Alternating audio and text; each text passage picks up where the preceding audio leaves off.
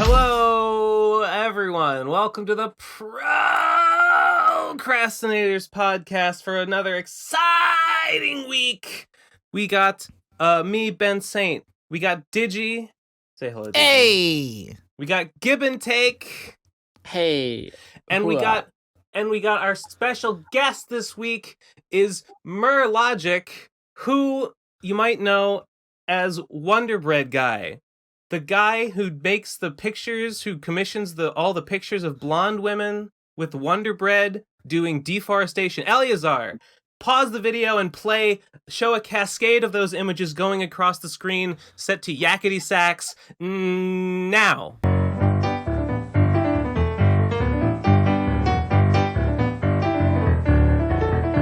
Don't use yakety sax; it'll get copyright. Wait. Okay. Y'all had this freeware version. No, I just thought that's just when I saw it in my mind's eye. That's okay. Fine, use something other than that. Use a copyright free sound alike. Y'all gotta go on the LAB show and grab some of his royalty free music and just throw it in the background. Go on Free Music Archive and find some ambient experimental noise. Kevin MacLeod tracks. Man, y'all are so lucky this isn't Twitch, because we've already been copyright claimed by now because of how their fucking guidelines have been as of the past couple of days. Like, what do you mean? Like, just for mentioning songs? Like, just any music in general gets the DMCA fucking raging like you wouldn't believe. It's true. So, Murrlogic, I have to ask you immediately. Have you ever commissioned like cosplay girls to do like live? Do you have any interest in live action photographs of girls with bread? Here's the story. I have my own Tumblr page, not my own personal Tumblr page. I'm talking about a page where somebody thought it'd be funny to make a Tumblr page dedicated to around references to my shit posting, and I found that Tumblr page by accident. And when I was scrolling through what was in this Tumblr page, somewhere at the very bottom, there was a picture of a girl who was looking for a Halloween costume because she was trying to go. And she thought, and I've even personally talked to this person, she thought, it'd be funny. What if I were to draw myself as one of Mur's commissions and then go to the party and then have them wonder just what the fuck I'm supposed to be? So she dressed up like one of my commissions and then went to that party and then wrote a post about how she went to the party. They had no idea who the fuck she was supposed to be. And when she posted that on Reddit, everybody was like, what have you done? Why are you trying to awake the quote unquote ancient one? Because they act like I'm some kind of demon that only fucking summons itself if you get the right summoning salt and you make it in the right sickle shape. So I went and talked to this girl, and she was like, I came up with the idea just on a whim. It was the only Halloween costume I could think of to make. I'm a little surprised you were able to find it. I mean, you're directly referencing me. How the hell would I not find it? Wait, so you didn't ask her to do it? No, she did it as a joke. She came up with this idea on her own. She went to the party dressed as So they were right. She did summon you with this arcane ritual. It was ridiculous, but yes, I haven't personally paid someone to cosplay for me, but I have had people dress as my commissions. That's the way to do it. You just get your reputation to buy your own way, and you don't have to pay for shit. Yeah. Okay. I'm living in people's heads rent free. Yeah. So what you do, if I'm understanding correctly, is you have commissioned various artists to draw. I don't know. I want a ballpark. How many artists do you think you've commissioned total? Hundreds and thousands worth. Wait, Gabe, do you know this guy? I know. I've heard and seen a few of the images, but I'm not entirely sure as to what the deal is. Maybe we should scale. Is this it's a the big scale joke, that is impressive, or is it actually legitimate? Are you interested in this thing? I've seen many of them. Interested in this thing. That's cool. That's epic. Can you explain the appeal briefly for our? But does our audience know? Like, is our audience going to be completely lost No, if we don't? they will probably have no fucking idea. I don't think most of our audience will know anything about Murrlogic. So I mean, I briefly said what his deal is. I don't know. He's known far and wide for. Eleazar, show another cascade of these images going across the screen, set to Well- "Kiss from a Rose."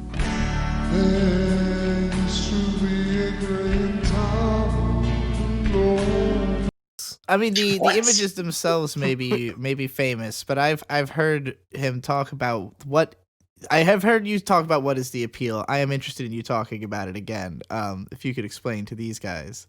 So I mean, What is that's the quest. That's the question that's the obvious question as far as I'm concerned. When someone is confronted with your oeuvre, with your body of work, it's like, what is the animating force behind this? So I have a copy pasta written about this. I don't know if one of you wants to read it to get like a broader I'll read idea. it. Sure. I'll read it. Should I just post it in general chat? Yeah. Yeah, I'll go for it. Just Sure. dramatic read it. I went and copy pasted this while we were in the middle of the recording process. So if someone Oh wants, Christ! yes, so if All right. someone wants to read Wait! that, Did you do it? You wrote this? yes. Okay. All right, I'm gonna read it. In as close to a blonde girl voice as I can. Wait, why don't you read it, Mur? Because I've read I this wanna do it. 1,000. I tried to read this on the fucking the Dig show, The but I Dick only show. had He wouldn't 30 let him minutes. read it. Yeah. Okay. All right. It's a parallel on how normally society identifies negative stereotypes, but they only ever stereotype it in a way that fits their narrative. Let me boy. explain it like this. How often do you watch cartoons or animation of any variety where they decide to do an episode where the theme of the episode is about spreading either an environmental message or they create a character for the sole purpose of helping to spread an environmental message? When people, animators / writers, whatever, feel the need to make plots like this, their archetype of choice on how they write the episode is, let's draw a white, tall, shady-looking, sometimes fat, really depends upon how cartoonish the show in question is, billionaire, one-dimensional character who doesn't care or think about the long-term consequences for his actions because as long as it continues to make money, he doesn't give a shit.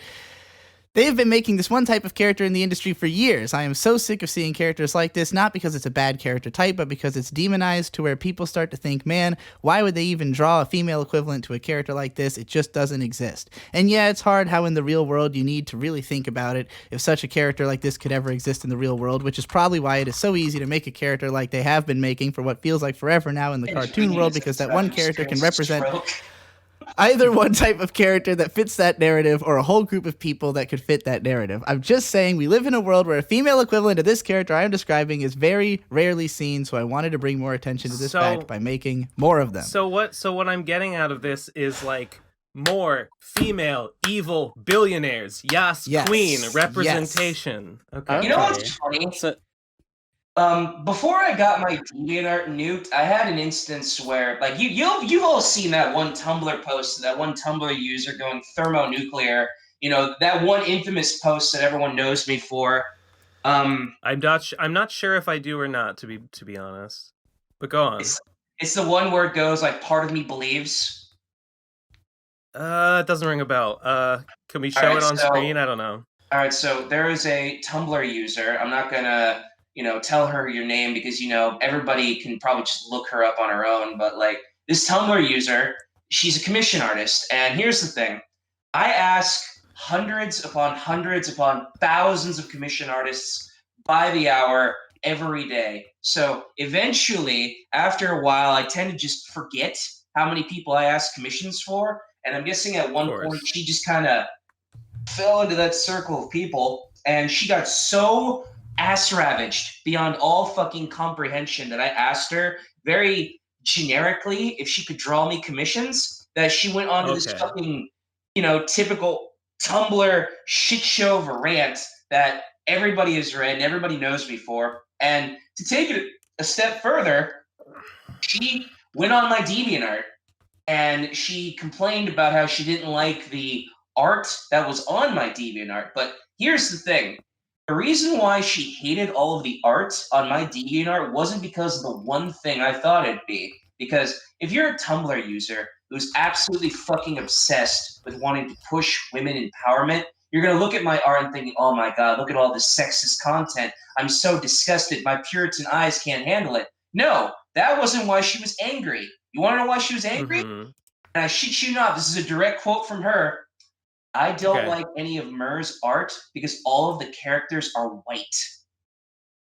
Okay. They're what? Oh, I get Sure. it. So if I were to change nothing, have everything be the same, but all of the characters were any other demographic other than white, perfectly fine. It would have been counted as an I'm wondering, empowering image. But no, would they be happy if it was So we need more women of color deforesting the African the Amazonian rainforest. Okay. well, what I'm thinking is, you would think like, would they be happy if it was an all black picture? Like, do they specifically want it to be diverse? Like, is it only a problem because they're white? You know what this sounds like to me is that this person was upset for reasons they couldn't understand, and like they just tried to think they had to like reverse engineer their own upsetness. That sounds like Tumblr.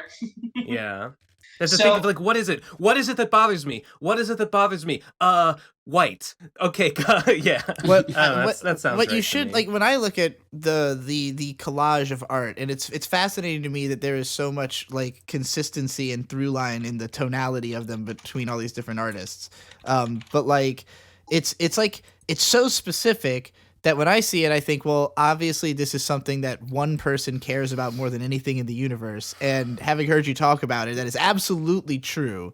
So like, I think that's why people are fascinated with it, is that like, I don't know, I wish I had that single-minded devotion to anything. You would think if they were any other demographic other than white, it would be worse. Because anybody who's ever watched 12 Years a Slave or Django or that one episode of the Boondocks, you would think black women looking like how they were as like fucking home masters from like the Civil War era, they would think that'd be even worse. But no, you got this one Tumblr user, it's like, why the fuck are they all white? This is terrible. It is problematic. It makes me upset. Okay, but like these characters, they're villains. Like you're depicting them as the villain, right? Yes. So this okay. This is the one recurring problem we keep having with Tumblr, is that Tumblr can't differentiate the difference between what is reality and what is not reality. This is a fictional picture. It can't be real, but they treat it like it's real and then react like it's real, which is ridiculous. Yeah. Sure. I'm curious, Mur, like, do you want it to be real? Like, if there really was... Okay, so you would not want to date a crazy blonde chick cutting down trees with hang on. I didn't say that. I said I didn't want it to be real. Okay. If it were real, I'd be open to the idea. However, what makes this so compelling is the fact that it's not real. I'm like the reverse I think I understand. of Ricardo Lopez. I like things that are not real versus Ricardo Lopez being the guy who wanted something to be real so badly he went to great extremes to make it real. And for people who don't Ricardo Lopez? Okay. Ricardo Lopez was the Bjork stalker. He was the man who tried to fucking put an AIDS bomb in the mail and try to send it to Bjork. Okay. Bjork. Okay. So it's not like you actually like wish for the destruction of forests, but but something. I really feel I'm on the same wavelength I get it. with this sort of stuff, because I am also I am also a great lover of the terrible evil bitch lady characters in a lot of media. She's the most enticing. Like, anybody who's ever watched anime like Golden Boy knows, man, Madam President makes my cock so hard. It's Golden Boy. I love Golden Boy. My best friend, he fucking loves that. He keeps telling me to get that to watch it. I haven't watched it yet, but I know who Madam President is because that's his waifu. I watched Golden Boy when I think I was probably a little too young to appreciate it. All I got out of it was that the main character was like the coolest guy ever. It's almost like embarrassing how he's like, oh wow, he's so cool. He can literally do anything. He's like, oh, what a badass. But yeah. You simp because you got that scene where Madam President just spits in his mouth and gets super erect. He's like a horny idiot, but he's like like there's only 6 episodes, I think, but like every episode ends with him like turning the situation around in some like unbelievably like ridiculous display of competence. Like I think there's an episode where he gets hired by some like software firm, and then like everyone like the madam president or whatever of the software firm like abuses him and shit, and then he runs away in the middle of the night, but before he leaves he spends like one night and he like reprograms their entire database and like overhauls all their like computer like company software and shit and just like remakes it from scratch, and it's just the best fucking software anyone's ever seen. There's another bit in that. There's another bit in that one episode where he pretends like he's playing on a computer, so he draws a piece of paper that looks like a keyboard, and he's just furiously typing on that piece of paper. It's like, yes, even when you're not shitposting, your need to shitpost consumes you. So you were telling me the other day, or I was talking to wait okay, I want to give a shout out to Pyro from the podcast Shred It, who is the one who's the one who like said that he knew you and gave me the hookup and gave you my contact info to get you on here and stuff. Thanks Pyro. Go check out Shred It, everybody. Yes, we talk frequently. In fact, he even sent me a text message the other day asking like, "You still going on that podcast?" I'm like, "I wouldn't not. You really wanted me to talk to this dude." but he was I was confused because I was talking to him and he described like your commissions and stuff as shit posts, and you're describing them as shit posts. I mean, and so I thought, okay, so it's a bit. So it's a combination bit, of a lot of things. One, it's porn. 2, it's for shit posting, and 3, it's for spreading my brand around. Because I like to make shit posting interesting. We're at a point. 2020 has made me realize that people who moderate all these big name social media sites like Reddit and 4chan, we call them the janitors because they do it for free.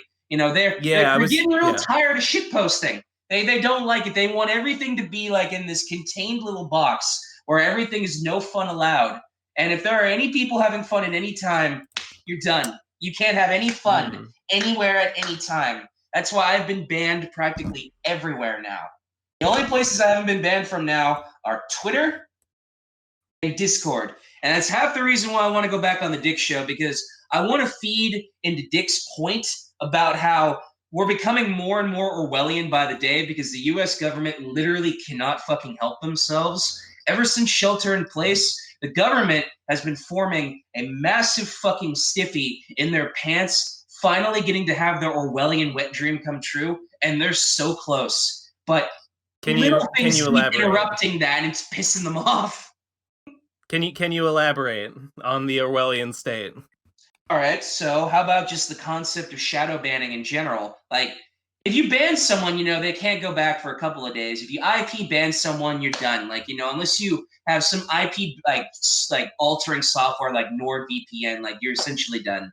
But I'm guessing if you like hard crack down on IP banning, they have shadow banning now, where they'll give you the freedom to keep shit posting, but the problem is only you can see it. Nobody sees it. Yeah, only you can see it. But that's not the government. No, hear me out. There's a point to this. So what makes shadow banning really shitty is that you go through all that shit posting and nobody can see it. And you're thinking to yourself, like, how the hell did we get to this? Have any of you ever heard of a guy named Mr. Anti-Bully, Mediocre? Medicare. Yeah, I know who that is. I know who that is. Before Medicare basically just disappeared off the face of the internet, he got cancer. Yeah, he got cancer. But he basically just moved out of existence. So he made a video, and he was talking about how a lot of dumb shit has happened since the 2016 elections. Obviously, or at least to the perception of everybody, the person that the establishment wanted to win did not win, and they were dumbfounded as to how this happened. So they had to call a spade and kind of alter things accordingly. Now, during this process, Mediocre goes and releases this video, and he's talking about how Google and all these big tech companies are very upset that the narrative that they want is not the narrative that they're getting or have gotten close to getting, because people keep shifting away from their perspectives and their points of view. They can't control people unless they control the narrative. So Right. Nedeker goes and says they're hoarding you. What they're doing is that they're going to warp all these people who are experiencing wrong thing, and they're going to put them in a box. And they're going to put them in a box where the only people who can hear them are the people who are in that box. Or even worse, the only people who can hear them are themselves. And an example of that would be Poll. Poll is a great alternate place to find people who can give you alternate means to look for news that isn't completely biased, like CNN or MSNBC or all of these circumstances where the situation in question seems very sketch and questionable, and all of the material given doesn't look like it's legitimate. It looks like it's being altered and twisted to form a narrative. And he warns all these people, it's like eventually it's going to get to the point where the establishment's going to get so sick of people shitposting and saying anything that people don't like that they're going to rope them all into a box and then keep them into that quarantine area, and they can have all the wrong thing they want as long as it's not being put in the places that we don't want wrong thing to think. Shadow banning is a normalization of that. You notice how, because I'll mention Tumblr again. I mean, I definitely think that Twitter in particular is an extremely managed platform in terms of the narrative that the platform itself is trying to push based on who pays them, which it seems to be like the more democratic leaning side of the media establishment, just based on the fact that when you make new Twitter accounts, all the stuff it pushes to you is just like the catalog of all the Ellen and all the famous people, that weird category of the people who get pushed by the media, you know what I'm talking about? Yeah. The same people who YouTube is always shoving in your face.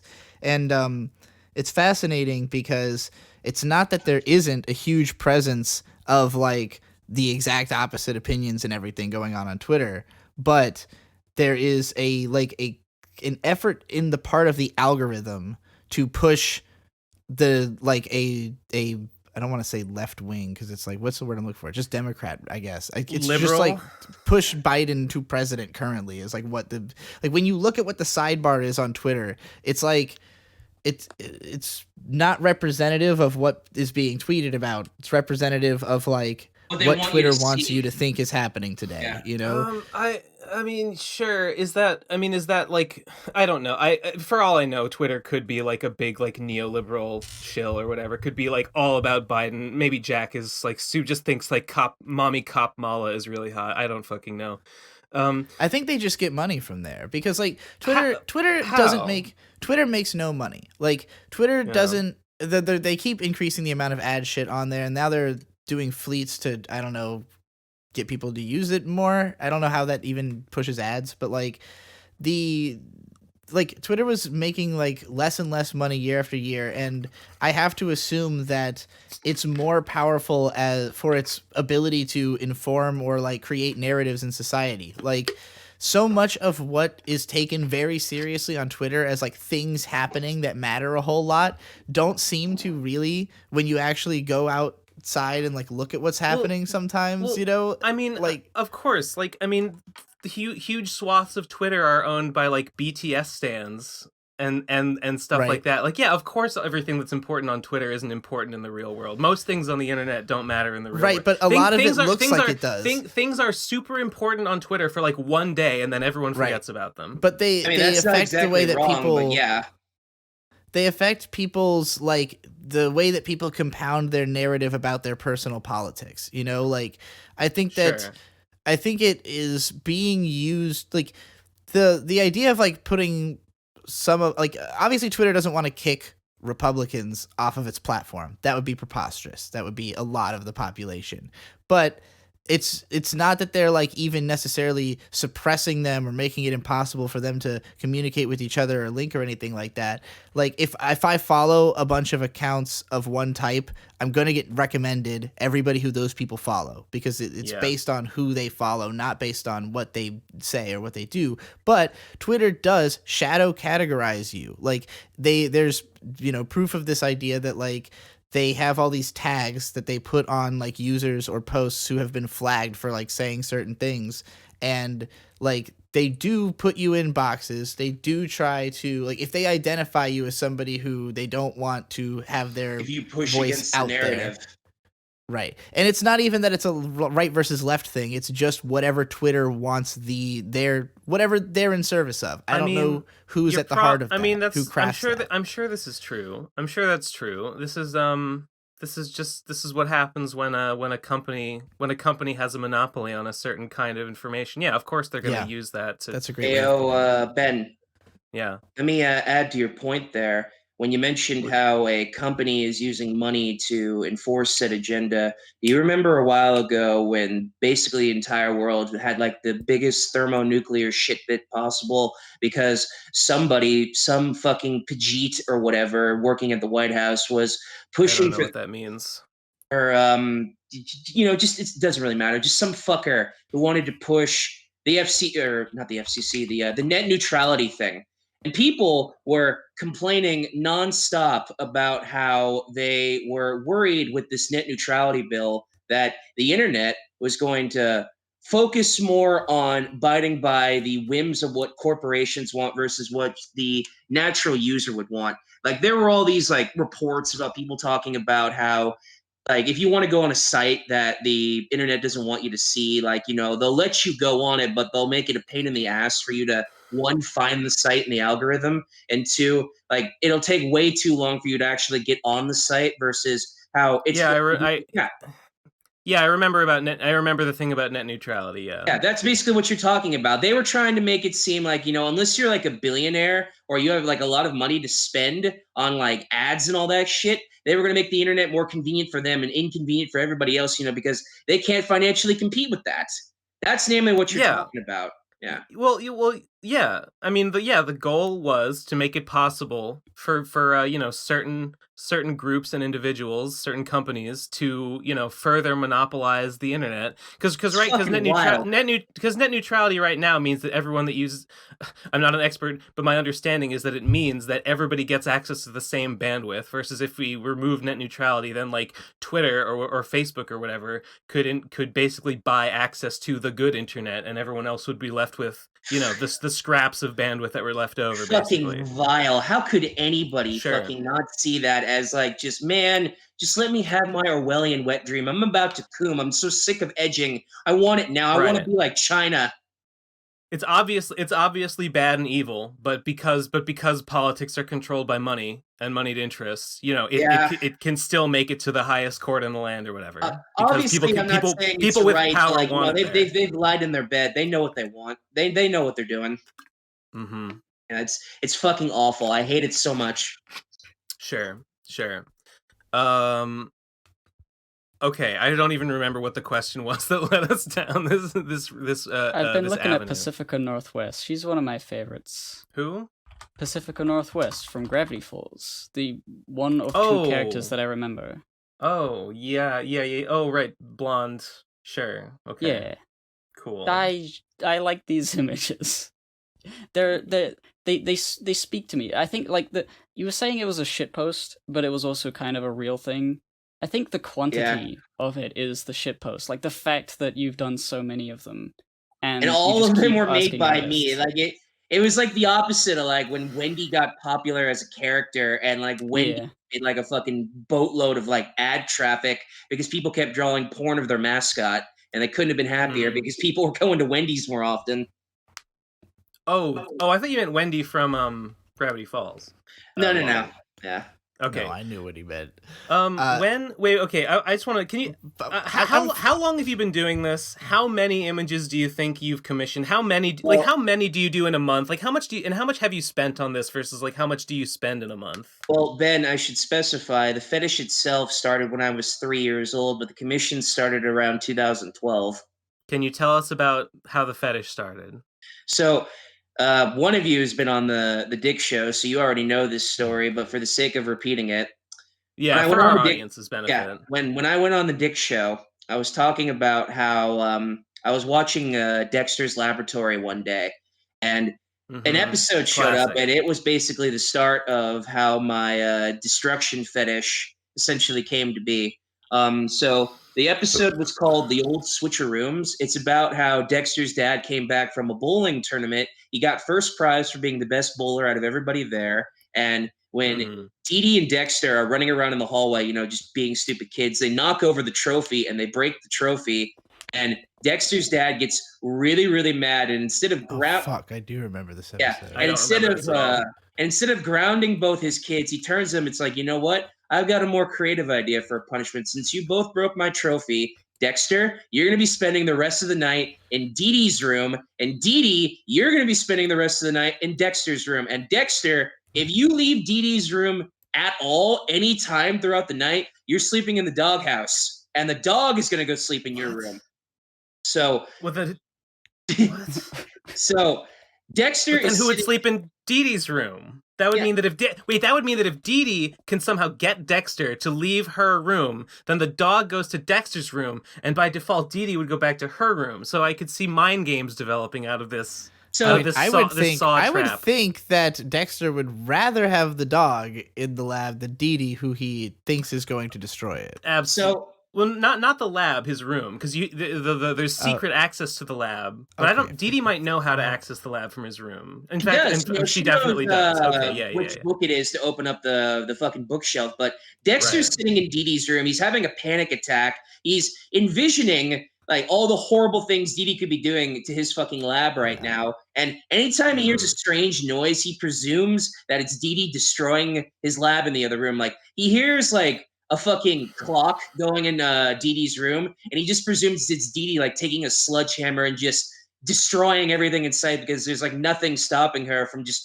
wrecking everything. But these little mental hypotheticals that Dexter is having, like all the horrible things Dee Dee's probably doing to his lab, that's how it started. I just got so uncomfortably aroused at how this horrific betrayal of three.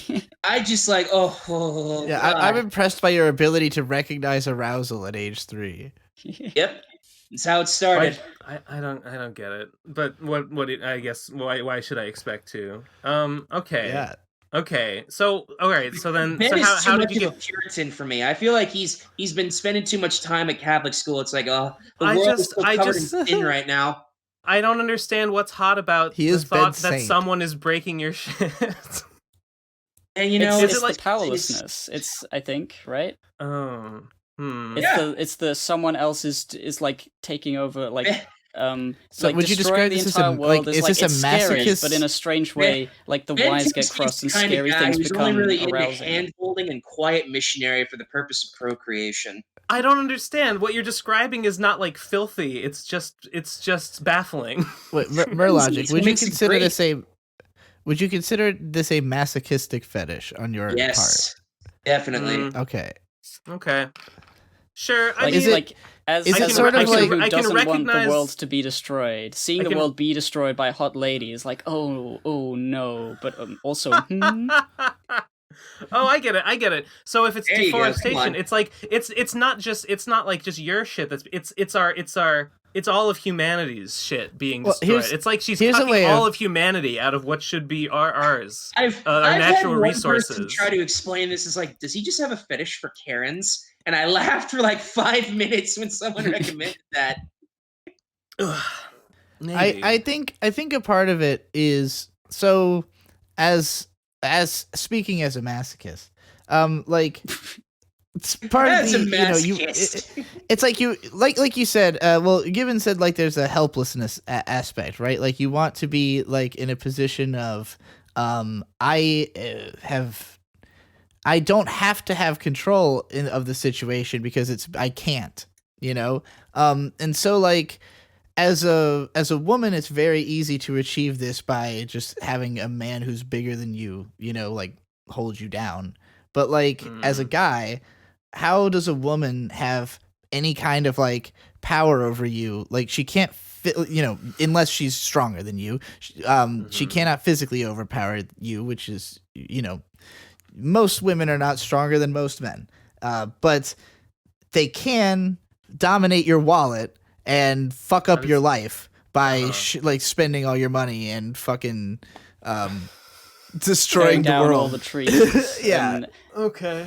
Do you think that do you think Mur, does an this make aspect- sense to you? Does this seem like it could be accurate in any way? As a Ben's too pure of this. I can feel him depleting in energy. I understand. Do, No, do you I think get the it.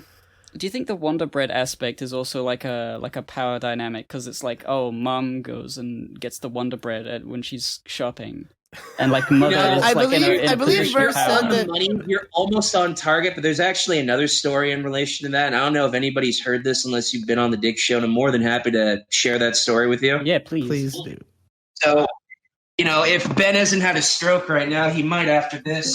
You are mischaracterizing me very much right now, but go on. All right, so a long time ago, when I was, say, around 18, I was looking for my first job, and I had no resume experience whatsoever.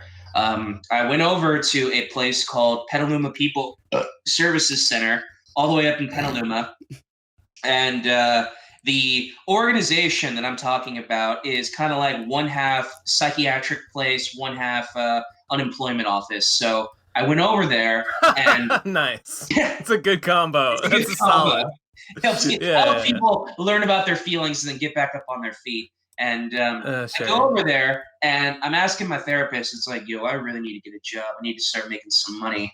And she recommended me this place called Bounty Farm, which is located right next to the Lucky's and the police station up in Petaluma. So I had to get up at 5 o'clock every day, and I had to fucking get on a city bus and then take that city bus to the bus stop and then go from the bus stop to the county bus and then take that county bus all the way to Petaluma. And I had to then be there by 8 o'clock every day, and I had to do this for 3 years. It was exhausting, but it was my first job. I'm working on a farm. How old were you? 18. Okay. Yeah. So I'm there, and right now, as of then, I was the only person working there. And I go to my boss, and I'm like, am I the only employee working here? It's like, not the only employee. We're going to be getting another employee who also showed up the day after you did. She's going to be showing up soon. So she shows up, and we get to talking. And after a while, this person ended up becoming my girlfriend.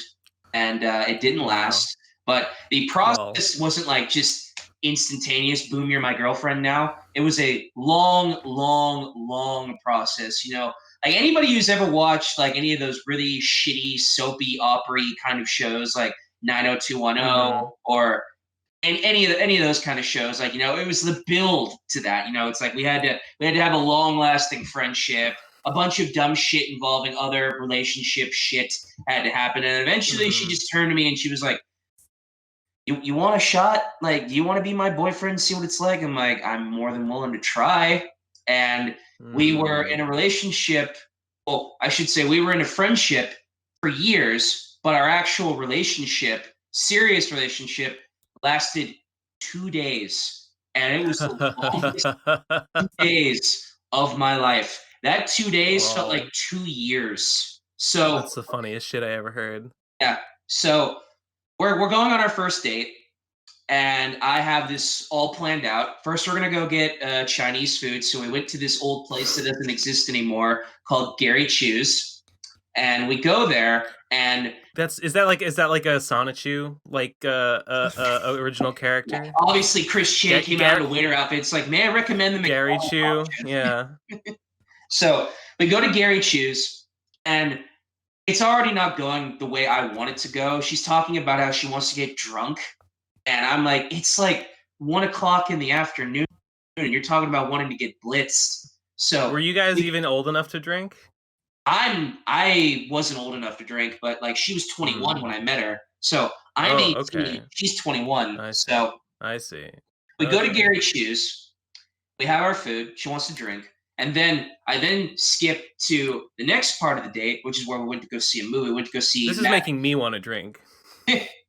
So we go to the movie theater. We see Mad Max Fury Road, and after we're done with the movie, great movie. Great film, classic film. Agreed. Yeah. So sorry.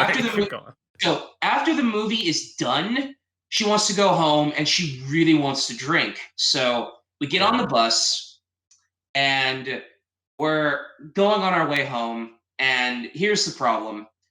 Before this, I actually met a person I used to live with, and I'm not going to obviously give this man a name because, I'm not an asshole, but just to really give you an idea as to what this person was like. I found him drunk in like the bus stop one day, and apparently he had missed a court order or whatever, and we were talking or whatever, and then he turned to me. It's like, hey, yo, that girl I saw you hanging out with, I fucked her. I fucked her last night, and I fucked her real good. By the way, do you know anybody I can fight right now? Because I really want to fight someone. So this dude was drunk. Okay. And he just straight up told me that he fucked my girlfriend. And Wait. Sorry. This 2-day relationship. You're saying on the second day of those 2 days, you found this guy and he said, I fucked that girl you went out with last night. The day before the date started, I ran into this guy I used to live with. Okay. I lived with this guy for 3 years because I used to be a foster kid and we used to live in a foster home together. I want to nail down the order of events. So this is the day before she became your girlfriend. He said, I fucked that girl. Yeah. The day before she became my girlfriend, this dude I lived with all my life in the foster home that we lived in turned to me and said, I fucked your girlfriend. So yes. We're on the bus ride home. And then the next day you were like, hey, she was like, hey, be my boyfriend. And you were like, okay, let's go out and get Chinese. Yeah. So okay. On the bus ride home. Yeah, I know what you're thinking. You know, I don't know what I'm thinking. I'm not even sure. But before we get to that, she wasn't. No, it's not cucked. You just okay. Go on. We're on the bus. Yeah. We're on our way to Roanoke Park, which is where she lived at the time. She doesn't live in Roanoke Park anymore because it's too expensive to live there. But when she was living in Roanoke Park, we're both on the bus. I turn to her and I ask her, "Did you fuck that guy?" And she gets real defensive about it, and she said, "No, I did not fuck that guy." But then after like 10 minutes of silence, she gets really embarrassed, and she turns to me and said, "Yeah, I fucked that guy." The day before, I asked if he wanted to be my boyfriend. We went and had sex, and I just told him to leave.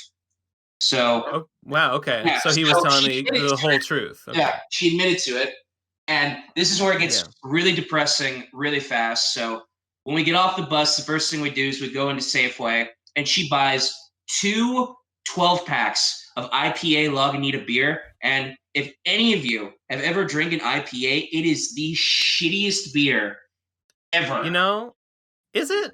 I don't know if that's. I think that's IPAs, a controversial opinion. IPAs are a noob gate for sure. They're sort of like they're sort of like the Dark Souls of beer. The Dark Souls of beer. You know, I drink fucking Miller Lite. I drink fucking Natty Ice. Like I drink like piss beer and I don't give a fuck. Natty Ice? You might as well drink Yeah, I do. I'll drink the worst beer in the world. I don't care. But okay, sure. We get all the IPA and we're going back to her apartment. And I'm thinking to myself, it's like, man, you know, this is not going the way I hope it do, but I'm hoping at the end of the night we can somehow fix this. So we go there. She cracks open an IPA, and then she cracks open another IPA for me, and then she throws it over to me and wants me to start drinking. Let me ask you, how did you feel when she said, yes, I fucked that guy? Were you mad? Did you feel sad? Were you jealous? I was having a complex assortment of different emotions between what the fuck and why. So she passes me an IPA, and I take one sip, and I immediately spit it out. I'm like, this tastes horrible. How do you drink this? So... Two of her friends show up, and they come on in. Girls? No. Well, one of them was a girl. One of them was a boy. These are just people that she knew. And one of them pulls out a deck of Cards Against Humanity cards. And No! Oh, this is the worst part. Yeah, so I'm sitting down at a table, and like the good times are over. She's flipping out Cards Against Humanity cards like they're fucking poker cards. And I know just she's fucking shoot me. Yeah. So let me tell you, Cards Against Humanity is the most overrated game I've ever played in my life. I feel like the only reason why this game exists is because if you're really politically correct, like I'm talking really politically correct, like the very idea of anybody even like hinting at saying the N-word pisses you off. The only reason why they play this game is because they can have one instance where they don't have to be politically correct. But it's But it's the only time ever you get to feel that way. And when you take that aspect away, this game sucks. This game is boring. Yeah. I don't know why people think this is the greatest game in the world. The jokes in Cards Against Humanity have already, you're not making jokes when you combine cards. Like the designers made those cards and made those with those combinations in mind already. Like you're not even like being creative. You're just like matching things that like the designers put there because they thought it would be funny. This is the first time I've ever played Cards Against Humanity, and when I finally get the bare basics down, the first thing that goes into my mind is, that's it? This is all we're doing? Yeah.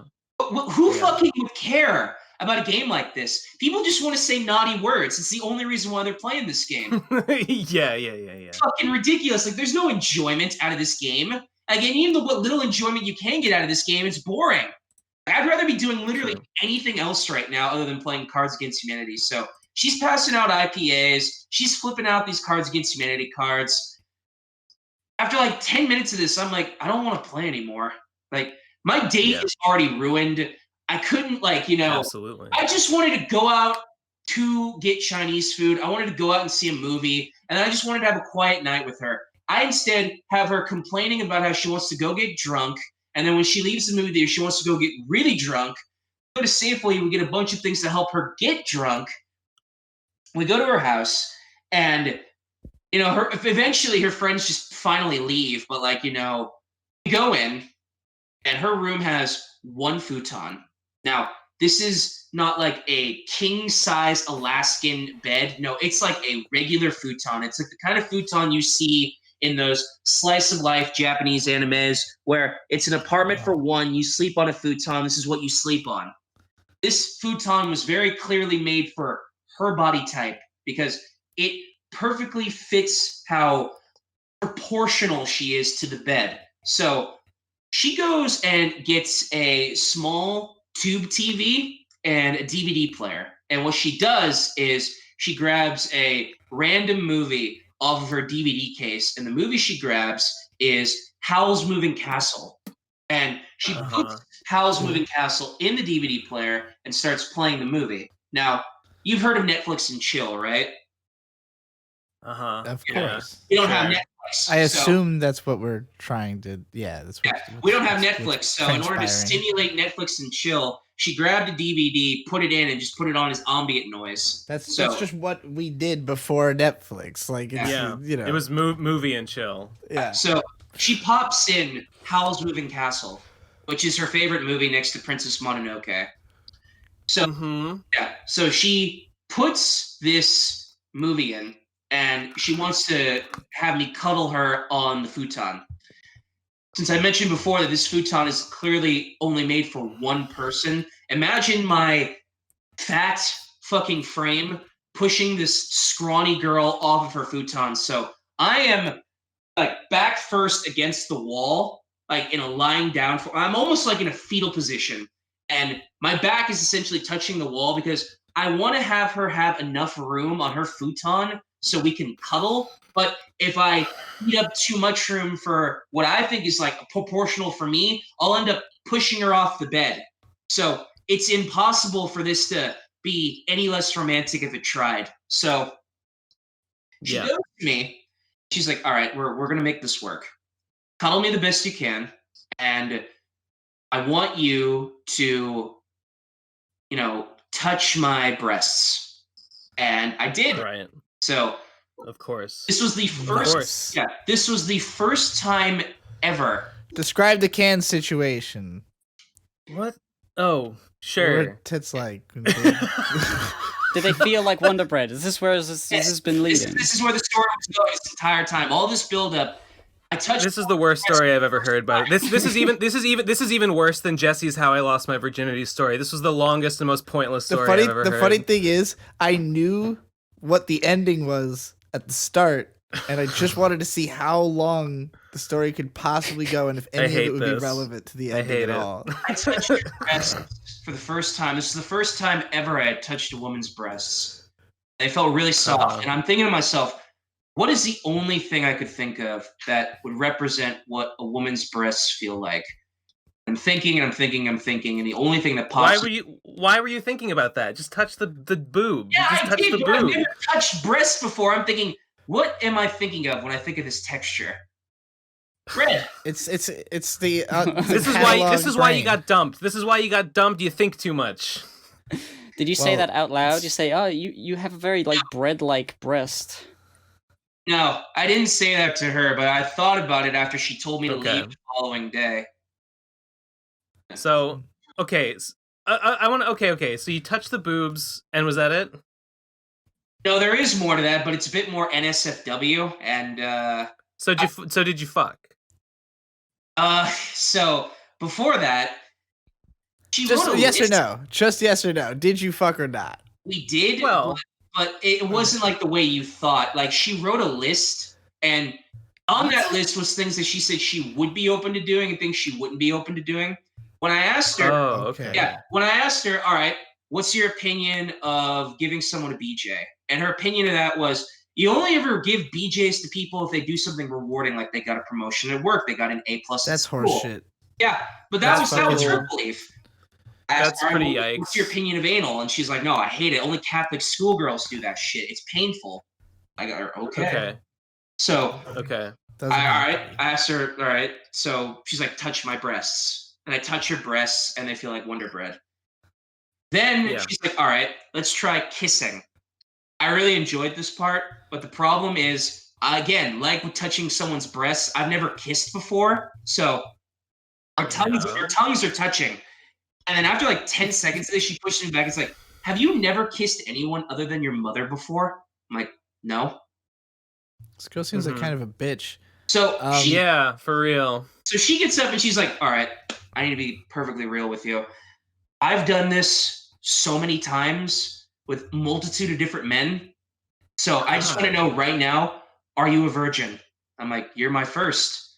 And she just turned her face against the wall. She lied down and she was quiet for the rest of the night. I woke up at 6 a.m. She told me to leave. Yeah. Yeah.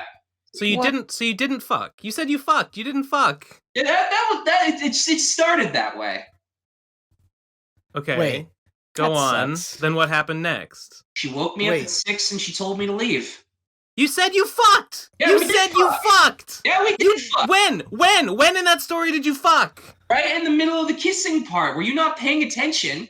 No, I wasn't paying attention. You haven't been paying attention to the whole story. Okay, I guess I missed that part. Okay. You like the fuck we made along the way. Wait, so how did I miss it? You must have skipped over it in like no time at all. You asked me this story about where does the bread come from. I told you. That's how it started. My first sexual encounter. Am I crazy? Did he just like completely gloss over the part where they had sex?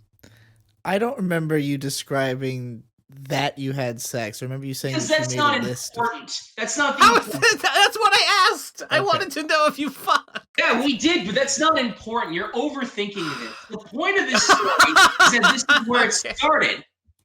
All right. Okay, that's fair enough. Yeah. Okay.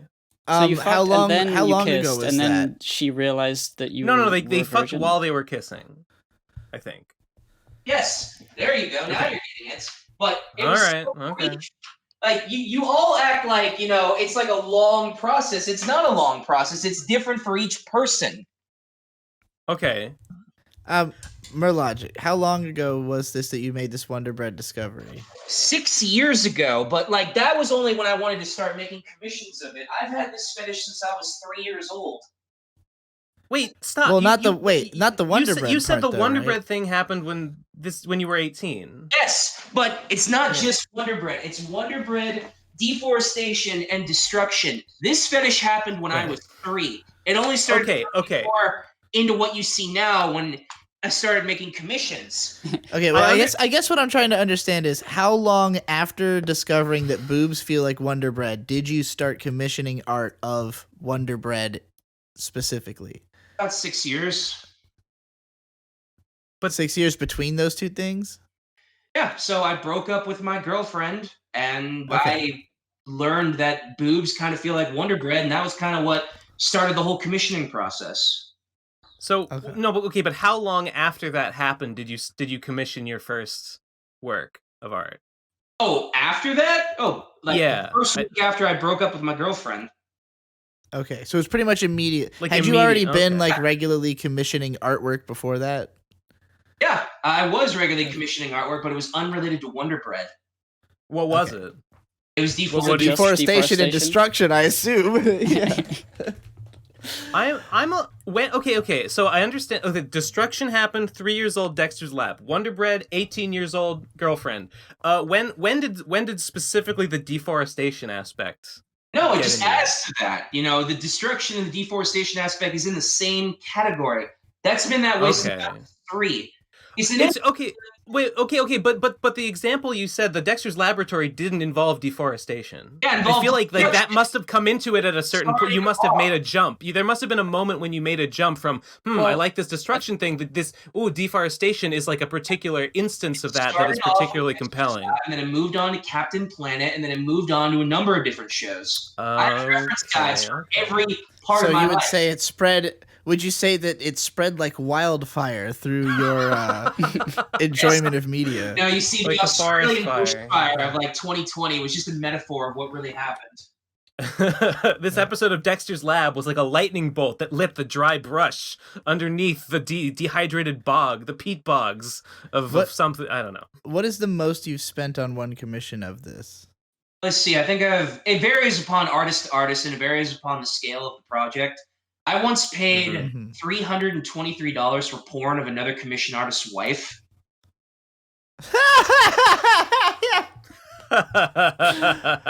Excellent, worth it. That's funny. Based. How much? Okay, ballpark me. How much have you spent totally in the intervening 6 years? $4.3 billion. Bermillion? That's not a real number, my friend. Exactly, because the number's so high, I've lost count. I guess the better question is it like in the 4 digits, 5 digits? It's in the several digits. I think Rothschild fortune digits.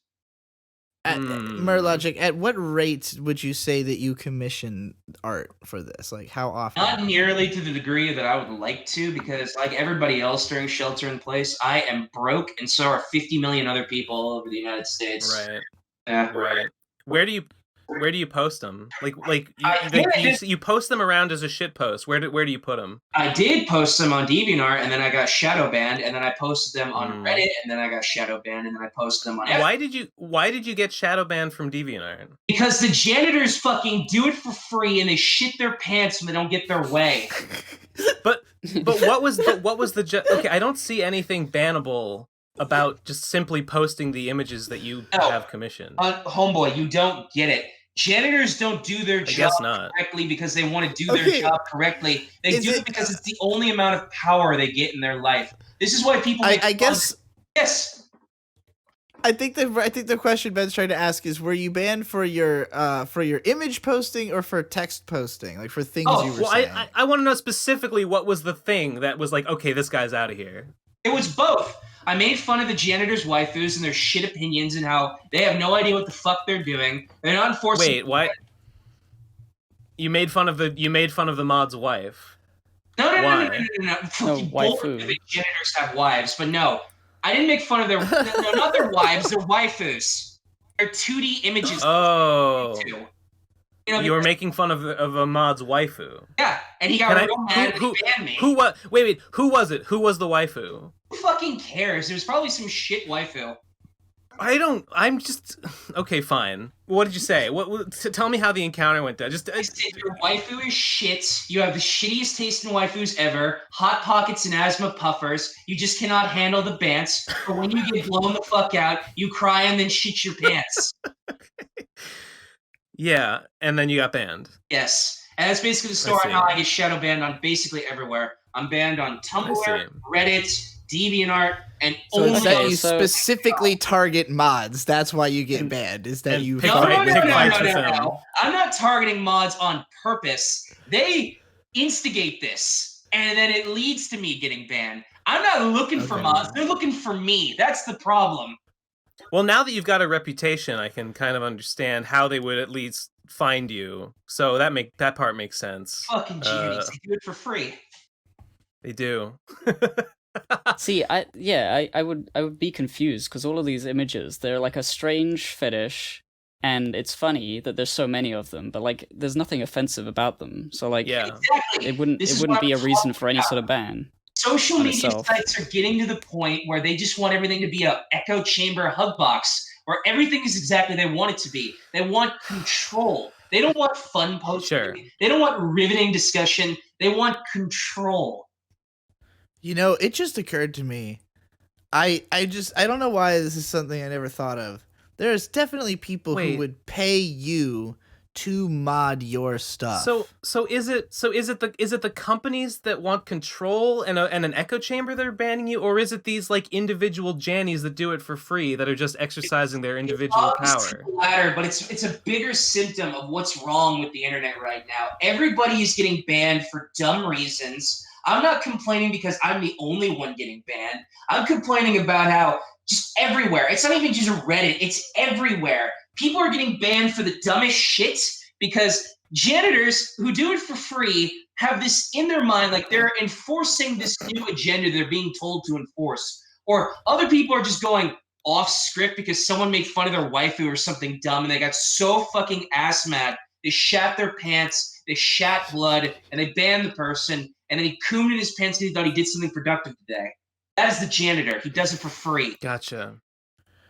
Murrlogic, I have to tell you, really I think you're a marketing genius. The way you hammer on those phrases like that, they do it for free. I think they would pay you to mod for you. I think that's Imagine how wanting to be an internet janitor, even if I do get paid. I would never.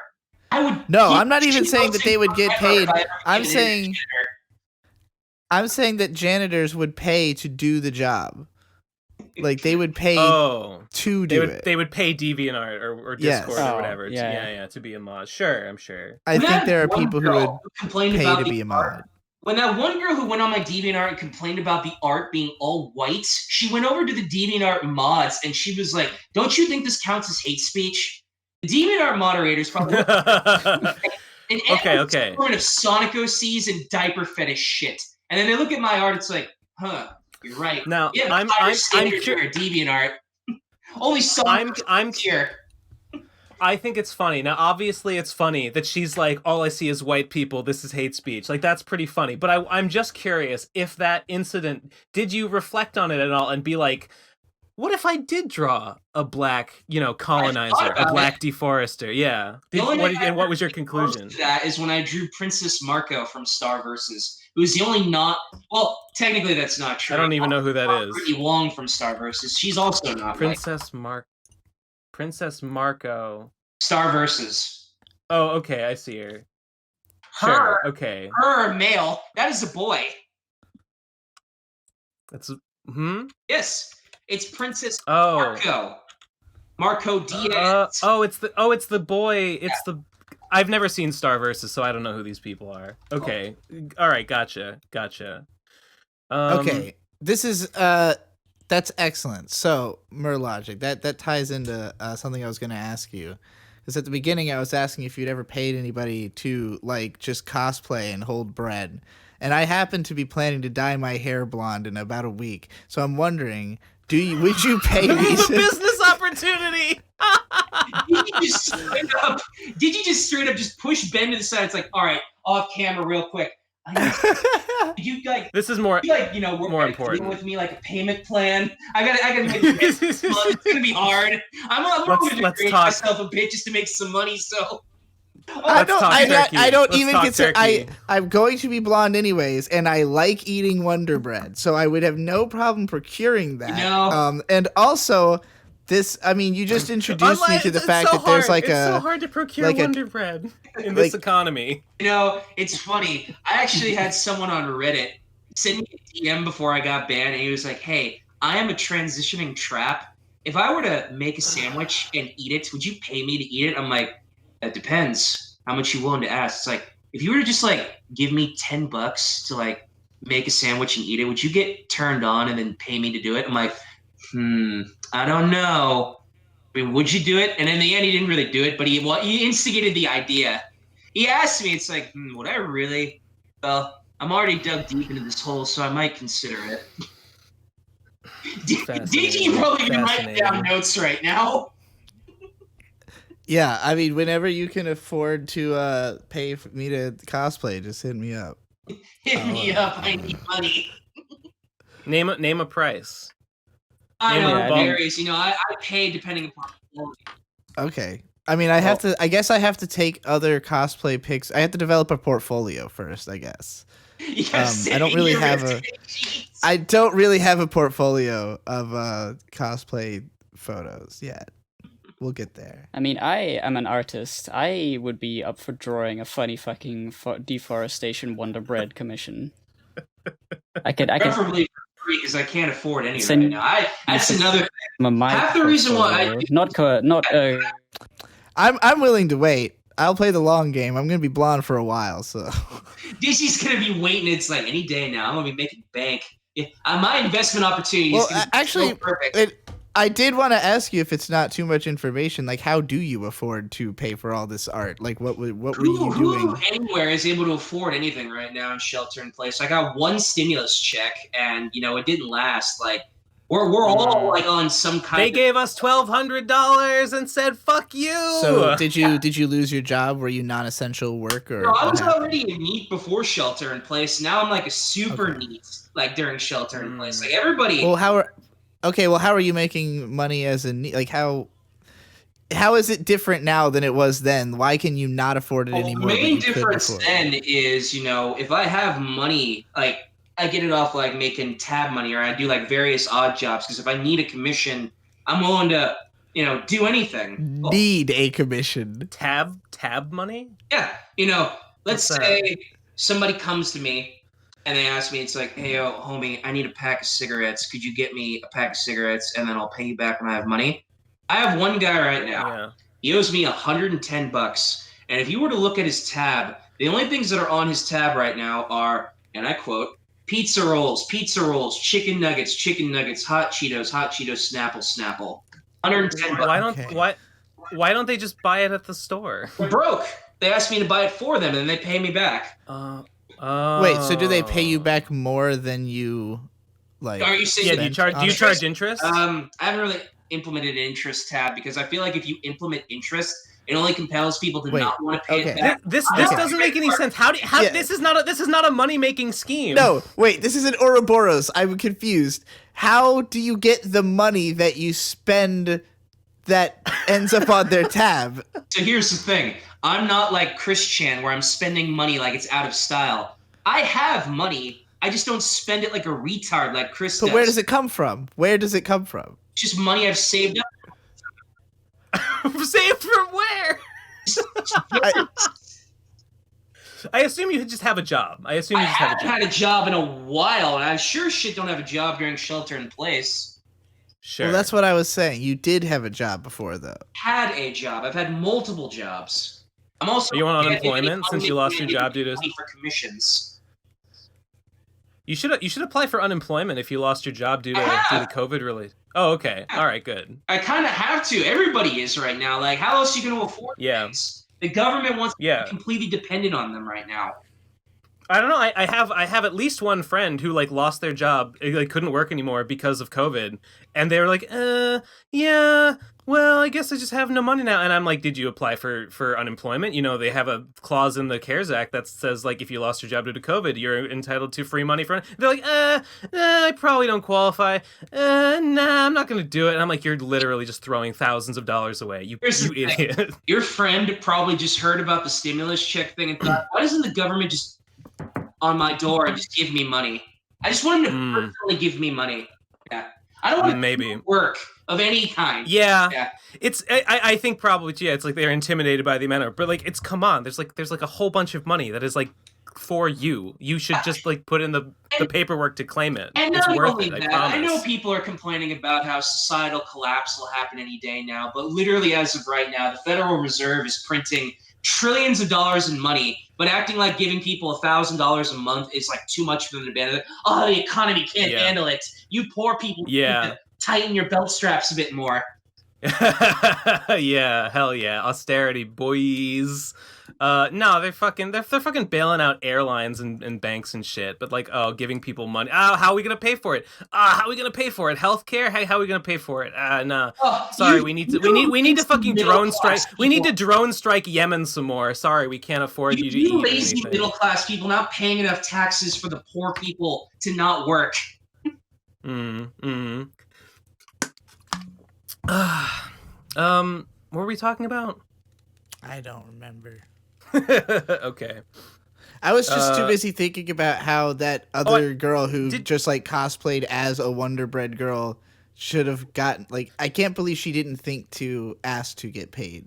I think Digi wanted to know before Shelter in Place, what did you do for work? Well, the last job I had, and this was before Shelter in Place, this was like a while. I've been unemployed for a while. I worked at a place called Buckaloo Unemployment, and there's a longer story in relation to that, but like you worked at an unemployment firm. So in my city, there are 2 unemployment firms. There is Department of Economic Rehabilitation and Buckaloo. They are the 2 biggest unemployment centers in the city. I needed a job, so I went over to DOR, and I asked my DOR coach, what is... And they gave you a job at the other one? So here's the thing. I go over to her and I ask her, is there anything I can do to make some money real quick? And she asked me, it's like, well, there is Catholic Charities, which is open. Catholic Charities is a rehabilitation center for runaway kids, foster kids, and recovering drug addicts. They wanted me to go work over there, but they didn't specify what the job was about over at Catholic Charities. But in order for me to go get that job, I had to be trained first. So they send me over to Buckaloo, and I go over to Buckaloo, and I'm going through the inauguration process, and the woman is looking over my resume, and she looks at me. It's like, you are aware that your California state ID is expired, right? I'm like, wait, what? So I open up my wallet, I look at my ID, and I'm like, yo, holy shit, it's expired. So she pushes the resume back over to me. It's like, I'll tell you what, since you seem really enticed at the idea to start working again, if you can get that ID renewed, I'll give you the job immediately. So I went to the DMV. I spent 3 hours in line. I got my fucking ID. I went back. I then asked, all right, can we start the training process? So again, I don't know what kind of job they want me to work over at Catholic Charities, but for whatever reason, they're like having me do random shit. Like first they sit me in front of a computer, and then I shit you not, they pop up Mavis Beacon. I haven't done Mavis Beacon since elementary school. They want to check my typing speed. I type at 35 words a minute. So they then go and decide, like, actually, you know what? You know, we need to train you some more before we decide if you want to go work over at Catholic Charities. So they throw me a broom and a mop, and they're like, all right, until we feel like you're ready to go work over at Catholic Charities, you're going to be Buckaloo's janitor. You're gonna be a literal Janny, and you're gonna clean up our messes. Here's the problem. You would think since it's an office building, it's a big building, so there's lots to clean. No, it is a small building with 2 rooms and a bathroom. When you clean both rooms and the bathroom, you look at the clock, and there's 7 hours left of the day, and you realize that you now have to find busy work all day in a 7-hour workday to pretend like you're doing something important. Like, when you run out of shit to clean, like, there's nothing left to clean. Like, that's right. It's so dumb. And, like, this was a problem I was having. It's like, I'm supposed to be trained to go over to work at Catholic Charities right now. You're treating me like a janitor. Like, what am I supposed to be being trained for right now? And here's what's really shitty. My job coach came to me a couple days later. She sat me down. It's like, Mur, we're worried that you're not enthusiastic enough about the job we've given you. Because it's really hard to be a janitor and be enthusiastic. We're worried You're not doing it with a smile. You're not doing it with a smile, you fuck. Yeah, fucking wagey. Why aren't you working faster? Why aren't you coming into work every day like a Mary Poppins character going chitty chitty bang bang all over the place and then just being thrilled that you work? A fucking cog in a machine. So eventually, my job coach is like, all right, I'm going to go to your employer and I'm going to tell her to motivate you because you don't seem motivated to do this. How are you supposed to be motivated to do this? Janitorial work is the lowest form of work you can ever put yourself through.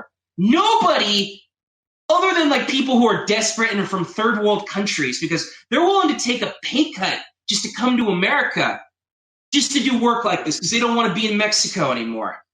And I get sent into my boss's office and they're like, I don't know who trained you last, but they did a horrible job. And that was an insult because the person who trained me last is one of my closest friends. And the job I worked at before this job was a great job. That's a longer story in its own right. But point being, I got unbelievably mad. I already hated this job. I hated everything about this job. So as she's just tearing into my ass right now, I just said, you know what? Fuck this. I called her a piece of shit. I called her all kinds of horrible different names. But here's the thing. If anybody, female, sees a male disgruntled employee yelling at their female boss, all the females in the room suddenly become Tumblr moderators. They all start screaming "Yas Queen" all at the same time. And the minute they hear me yelling at my boss, all of them drop what they're doing right now. They all huddle in a fucking circle around their boss, and they're like, you can't do that. You are what's the problem with modern day. You are a part of the patriarchy. You can't yell at your boss. I'm like, you know what? This poor disenfranchised boss is just being discriminated against by her wagey employee. How dare he?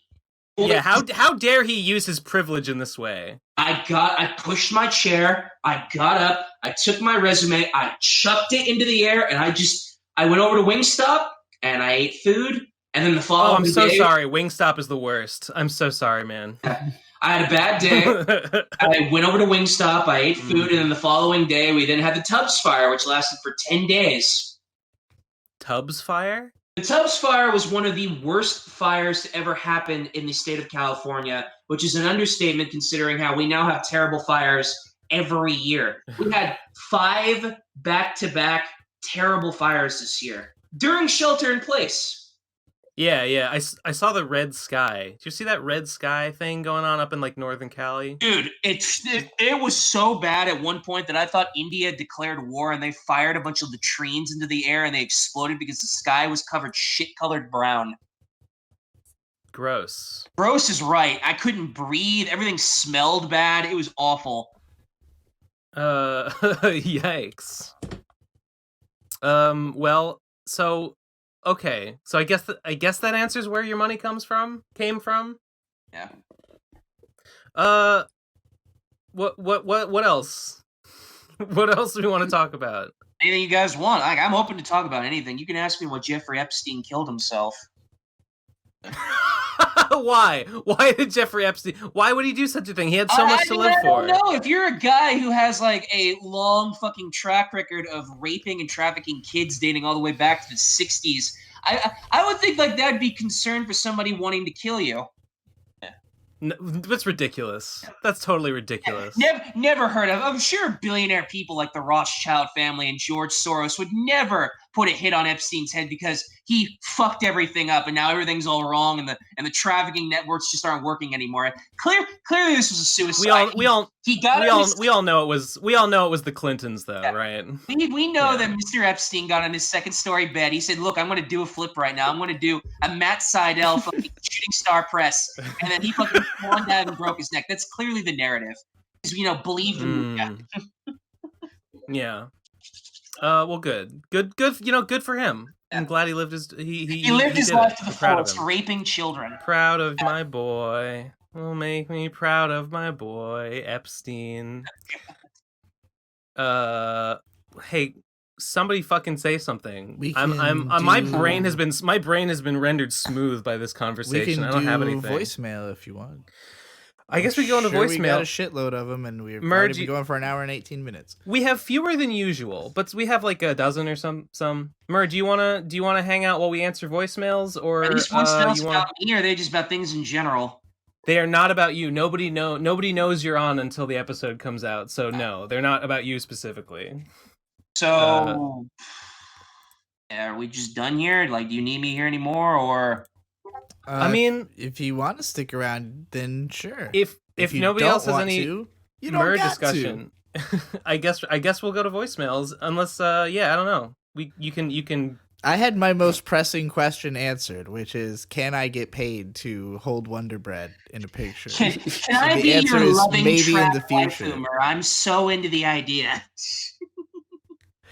Nah, For just money. want to be in a picture too for some cash. Digi really fucking wants to make some money right now. I just want to know if I can, and it sounds like the answer is I could if you had money. So that's a good. I mean, enough that would answer for depend me. upon, like, you know, there's like a good cute. There's like Chihiro from Danganronpa cute. There's Princess Marco cute, but like, not every 3D equivalent of something that's cute is always cute. You got to be convincing. Yeah. That's why it's called a Yeah, trap. no. Yeah. Well, there's good. Yeah, I you know, there's makeup, there's filters, there's lots you can do. You see, Snapchat is a wonderful thing. It makes the reality the way I want it to look. Yeah, I have apps for that for on my Instagram. On my Instagram pictures, I look different in every single one because I use different filters. Ben, you got to sit Digi down and say his dream is just not going to happen. Like, you know, you really want this to happen, but it's not. You mean this business arrangement? It's questionable. No, I already business know it arrangement. can't happen because there's no money. There's not enough money involved for it to happen anyways. I don't know. I mean, I got all the money invested in other not projects right now. I mean, I already got straight porn being made right now, and I'm paying off in December. I already got down payments I have to fucking fulfill. Well, I'm running commissions off dark money right being now. funneled into the. What's okay? I want to ask. You said you do it. Part of the reason you do it is to raise your online profile. Do you have like an end game of like once you're known enough, You know, like you're gonna do something? I thought Is this project all building to some conclusion? I thought to myself there was no way I was ever going to reach a peak of shitposting after Rooster Teeth themselves fucking did a video on my DeviantArt, and they were looking over all my DeviantArt stuff, and I got really disappointed because they didn't look at any of the Ruby art, all my carefully constructed Ruby art of a Sonic and Winter making out, and made my PP very big. Why wouldn't they look at that? Because they didn't have the time to look at it, and it makes me sad because y'all created Ruby. Look at my Ruby art. That's what I really want you to look at. That seems like that would be the first thing they would look at. I don't know. It doesn't make any sense to me. First it was that. Then I had the creator of Mighty Magisword straight up tell me that I'm the worst human being on the face of the planet. I hope nobody ever draws me commission art. So there was that. I had the guy who created Cookie. Well, do you know what? The guy who created Mighty Magiswords has one of the shittiest podcasts ever. I made fun of it on WATP once, so fuck that guy. I had the guy who created Cookie Clicker mention me frequently on Tumblr for whatever reason because he thinks my shit. I love that guy. Yeah. He thinks my shit posting's amusing, so there was that. I thought. What's his name? It's like Dreg. What's his name? Something like that. I've been on the Rogue podcast. I've been on the Masterson show. I'm thinking to myself, it's like that has to be the peak. And now I'm here. I'm thinking to myself, it's like I need to create a new peak. You've reached an ever higher peak. Yeah. So now that you've conquered the world and been on the Pro Crastinators podcast, I mean, where is there even to go from here? Obviously, to go back on the Masterson show again because I have lots to talk about. Okay. Good. Yeah. Good. Sure. I think as I was saying about you being a branding genius, like you were saying that you keep commissioning them partially just to keep your name out there, and like you said, it's landed you on all these podcasts, and like I have a similar kind of like I perpetuate the existence of fan art of myself by always reblogging any fan art that anybody makes of me, and it seems you and everybody else who has fan art. That's not as I don't see it as much. I seem to get more fan art than most people by way of like just constantly promoting the fan art I get, because then like people see it and they want to copy it, and then it's like every time I get one, a bunch more like follows soon afterwards, and it's a good way to create a brand identity without even having to like. It's like not like I have like a cartoon version of me that like exists solidified in a bunch of people's minds. You know what I mean? I mean, you know, whatever floats your boat, my guy. I'm just in this to coom. I need pretty pictures to coom too. Don't we all? do. Is that the note? Is that the note we want to go out on? Yeah, I think so. Mur, do you want to listen to these fucking voicemails with us, or you want to get going? Not really. I mean, like, I namely came to answer people's questions. If y'all want me back on the podcast, Sure. like any other time, or if the other guy wants to put me back on the Madison show, I'm all for it. But like, if we're all done with things in relation to me, I'm more than willing to just dip, and y'all can continue your podcast from here on out. And I'm more than happy. Yeah, I'm more than happy to come back whenever y'all want me.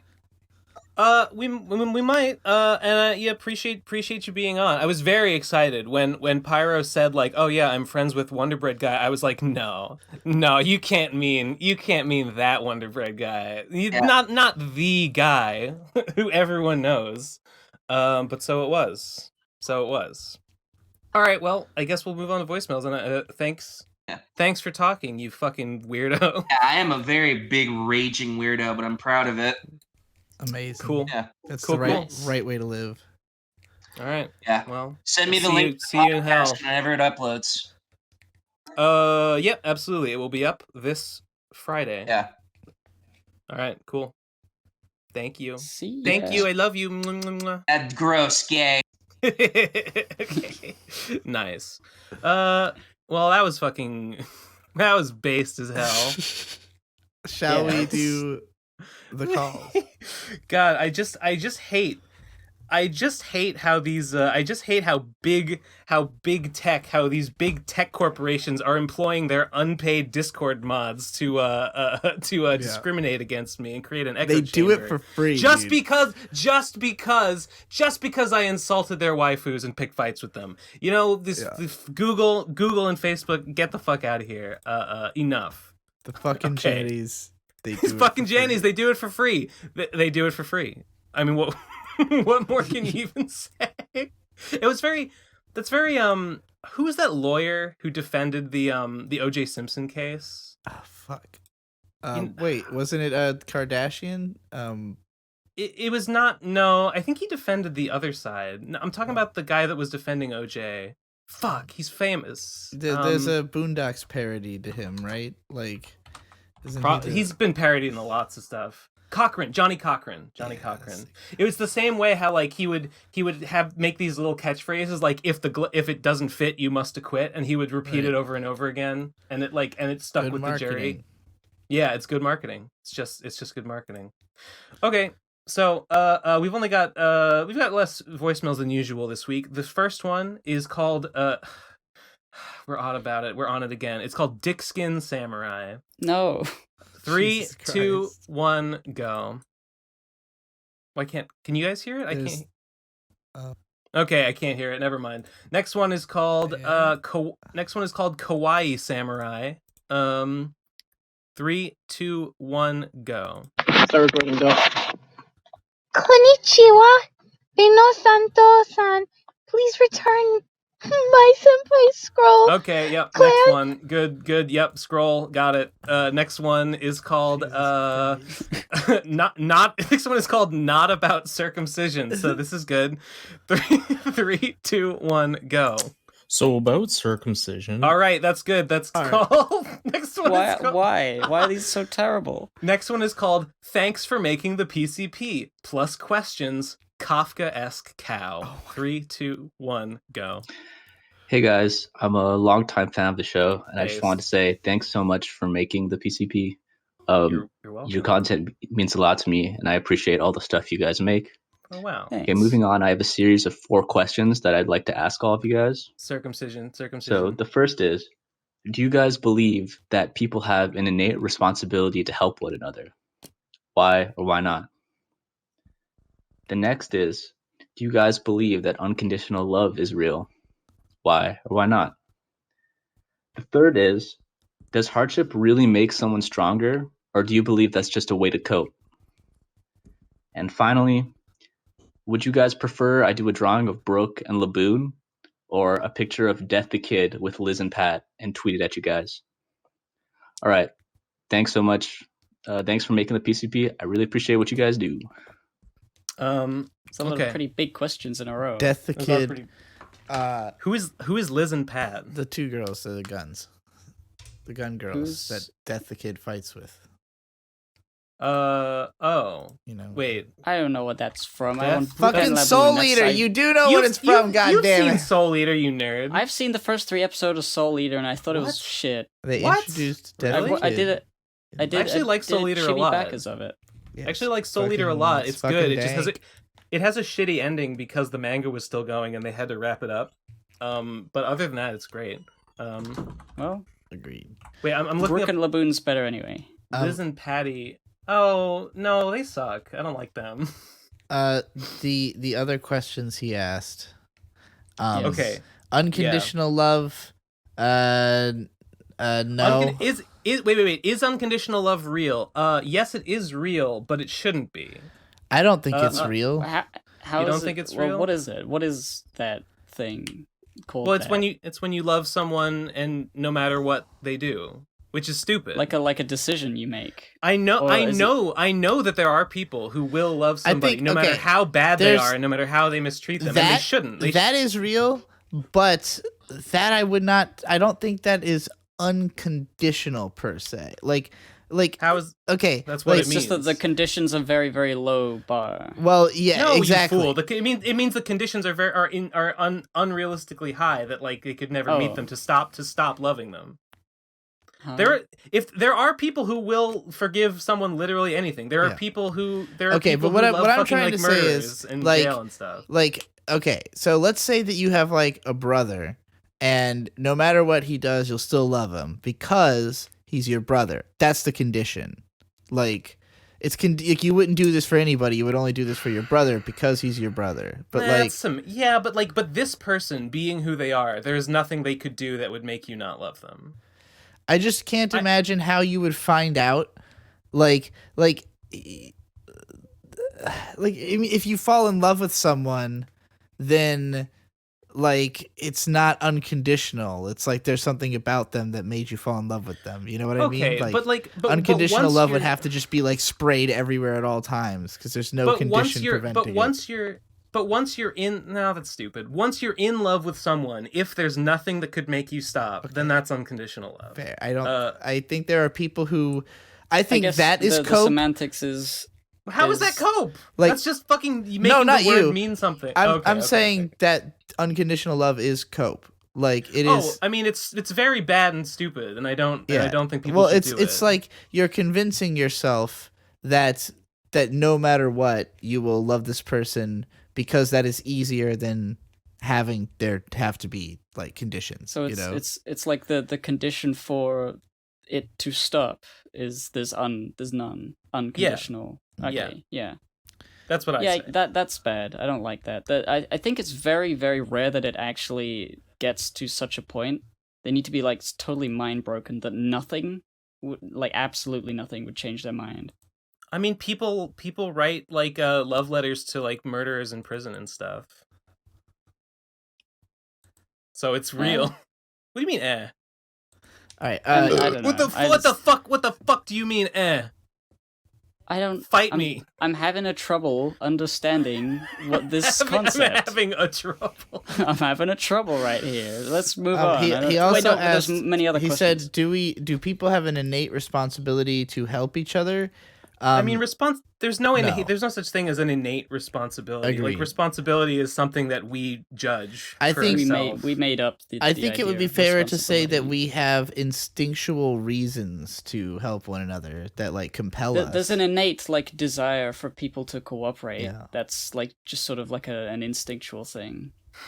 Yeah, a responsibility though. I don't know about that. No. And then the last part he asked was Does hardship make you stronger, or is that just absolutely yes, it does. Hardship makes you stronger. cope? I think I think in some cases it might. I think but there's a not huge ripping off of generally. the Band-Aid effect that comes with almost everything in life, that like anything that you are like afraid of or build up in your mind, that like once you experience it, it can never be like scary again, you know, like unless it was really fucking bad, like, and you really don't want to go through it again, you know. I don't know. Going through hardship can make you like more afraid and wary of Of things it in the happening future. I guess it can happen. Yeah. I guess it can be better or worse. It just depends on how well you deal with it. Like it's like, you know, muscle growth is you tear it and then it builds back, but you have to eat enough protein or else it's not gonna build back. It's like if you're just tearing your muscles and not fucking eating anything. So wait, what was this question that there was? Does hardship make you stronger, or is that just cope? I think it's not just cope, but it can be. I think it's like a bit more complex than just that. Sometimes it can be like, oh, I came out of it and like now I learned what not to do, or I learned that it's not as bad as I thought. But sometimes it is as bad as you thought, and sometimes it just can like fuck you up and like ruin your worldview and like make you a more miserable human being because like now you know. If you take the the breaking of muscle analogy to bones, once you break a bone, you're much more likely to break the bone in that one spot again and again. Yeah. It cuts both ways. All right, good questions though. The next one is called I'm stupid. The next one is called trying to be fear and loathing in real life. 3, 2, 1, go. Gonzo journalism. Thanks. Gonzo, good one. Gonzo journal. Okay. Gonzo. Next one is called pancakes. All boomers must die. 3, 2, 1, go.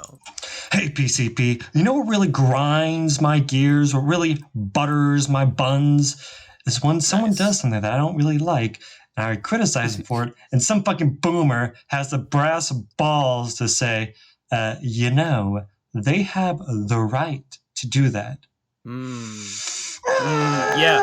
Yeah. God, I just want to get my fingers around their necks and turn the mage's favorite shade of purple. Because for one, I'm not saying they don't have the right to do that. That's a different conversation. And second of all, just because someone has the right to do something doesn't mean it's always the right thing to do. And that's what I'm criticizing them for. You boomers, pieces of fucking garbage. I would just agree with that. Yeah. When you criticize someone, it's not you can't always just be like, oh well, they have the right to do it, because that's not always the issue. Yeah, it's like you just see something, you say, oh fuck this. It's like, well, they're allowed to. It's like that. The only time that like they have the right to do it is the response is if the person is saying they can't do that or they don't have the right to do it. Well, if they do, then maybe correct them. But if that's not what they're saying, if they're saying, oh, this sucks, like, oh, I this person is a piece of shit for doing this, it's not, maybe they might do something that's legal and that still be the case. So yeah, I would just agree, pancakes. I would just agree. Next one is called In Before, God Damn It. 3, 2, 1, go.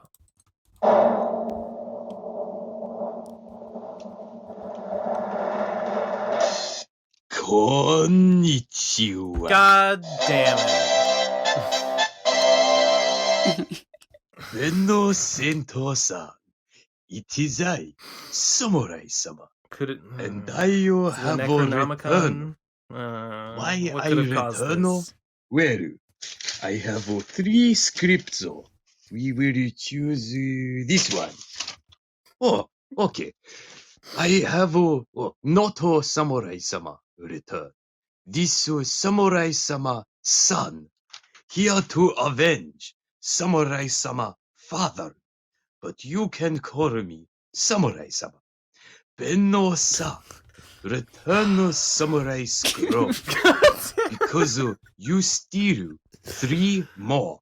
Not just 1. 3 more. Power Scroll, Magical Scroll, and Super Cake Scroll. Normal Cake Scroll you keep. We want a Super Cake Scroll. But until next time, sayonara.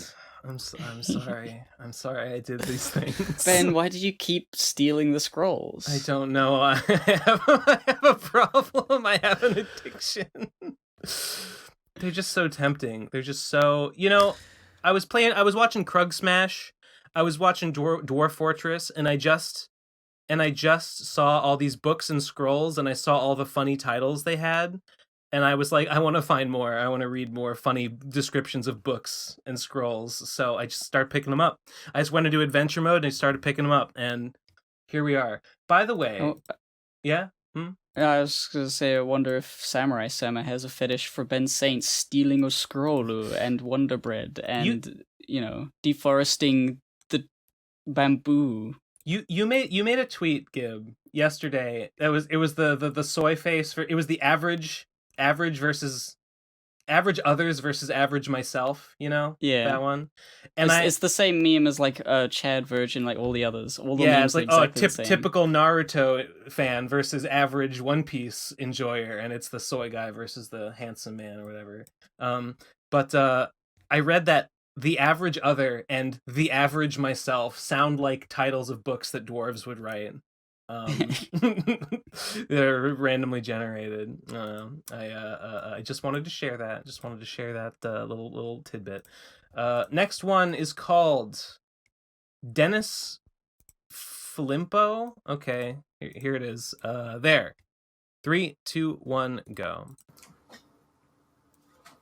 Hello, this is Dennis. I'm calling on behalf of Flimpo's Cucumber and Zucchini Exchange. I'm calling for one Benjamin Saint. It looks like your order of French zucchinis has come in, and we can hold them for you for 7 days. So please try and get to the store in that time and pick them up. If you can't come and pick them up for any reason, we'd really appreciate a call to cancel. But thanks, and you know my number. Just call me back if you need anything. Have a great one. Bye. What? Okay. Why did you call it to the podcast? Was this in response to something?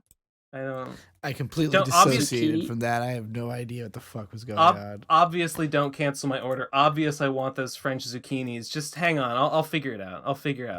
What. I'll send a drone to I'll send a drone to pick them up. I'll send a Boston Laboratories fucking robot dog to just duct tape it to its back, and it'll take them home to me. Next one is. They should call the Boston thing Boston Dynamics. They should call it the Boston Terror or something, like Terrier. I get it. Those things are going to be killing us very soon. Those things are going to have guns. Can't wait. Yeah. Can't wait. Next one is called Truth Bomb. 3, 2, 1. Hold on. Wait, what? Sorry. Yeah, the next one, and it's this one that's 5 seconds. I already listened to it because I thought you were going to click on it, and I agree with it. But now you can listen to it. 3, 2, 1, go. Having your wisdom teeth pulled is the circumcision of adulthood. I mean, I had my wisdom teeth out as a kid, so... Oh, really? Not really. Alright, I don't know too much about this. At least they anesthetize you to get your wisdom teeth out. Isn't there, like, a reason that they would take them out? Like, because they hurt. If they hurt, I mean, okay, grow bad is not an objective criteria. Ultimately, the thing about dentistry, dentists are the worst people, which is why they have such a high suicide rate. And it's because dentistry is worthless. It's just cosmetic. It's not. They try to tell you there's all these fucking health benefits to cleaning your fucking teeth, but truly, you just want to have white ass, straight ass teeth so you look good on camera. And but the wisdom teeth thing, they push the teeth, they push your other teeth in such a way that can make them, less straight, or they can hurt. Personally, I have wisdom teeth. They don't hurt. Don't really care to have them removed. Don't really see what the point is. I have wisdom teeth as well. I never understood. Every single time I see a dentist, I just assumed that if you get them removed, it's because you ever seen the picture, the episode of The Simpsons where Lisa goes to the dentist and she gets braces, and it's like, if you don't have braces, your teeth will go fucking through your eyeball. That'll happen if you don't get your wisdom teeth braces out. are the worst meme in the whole universe because you wear them for years and then you wear a retainer every day for the rest of your life, so they don't straighten your teeth. They will get them into a position where you can maintain them in that position. But I stopped wearing a retainer. I actually never wore my retainer, and it's fine. It didn't. My teeth didn't go back to being shit. I've seen people's teeth go back to being shit before.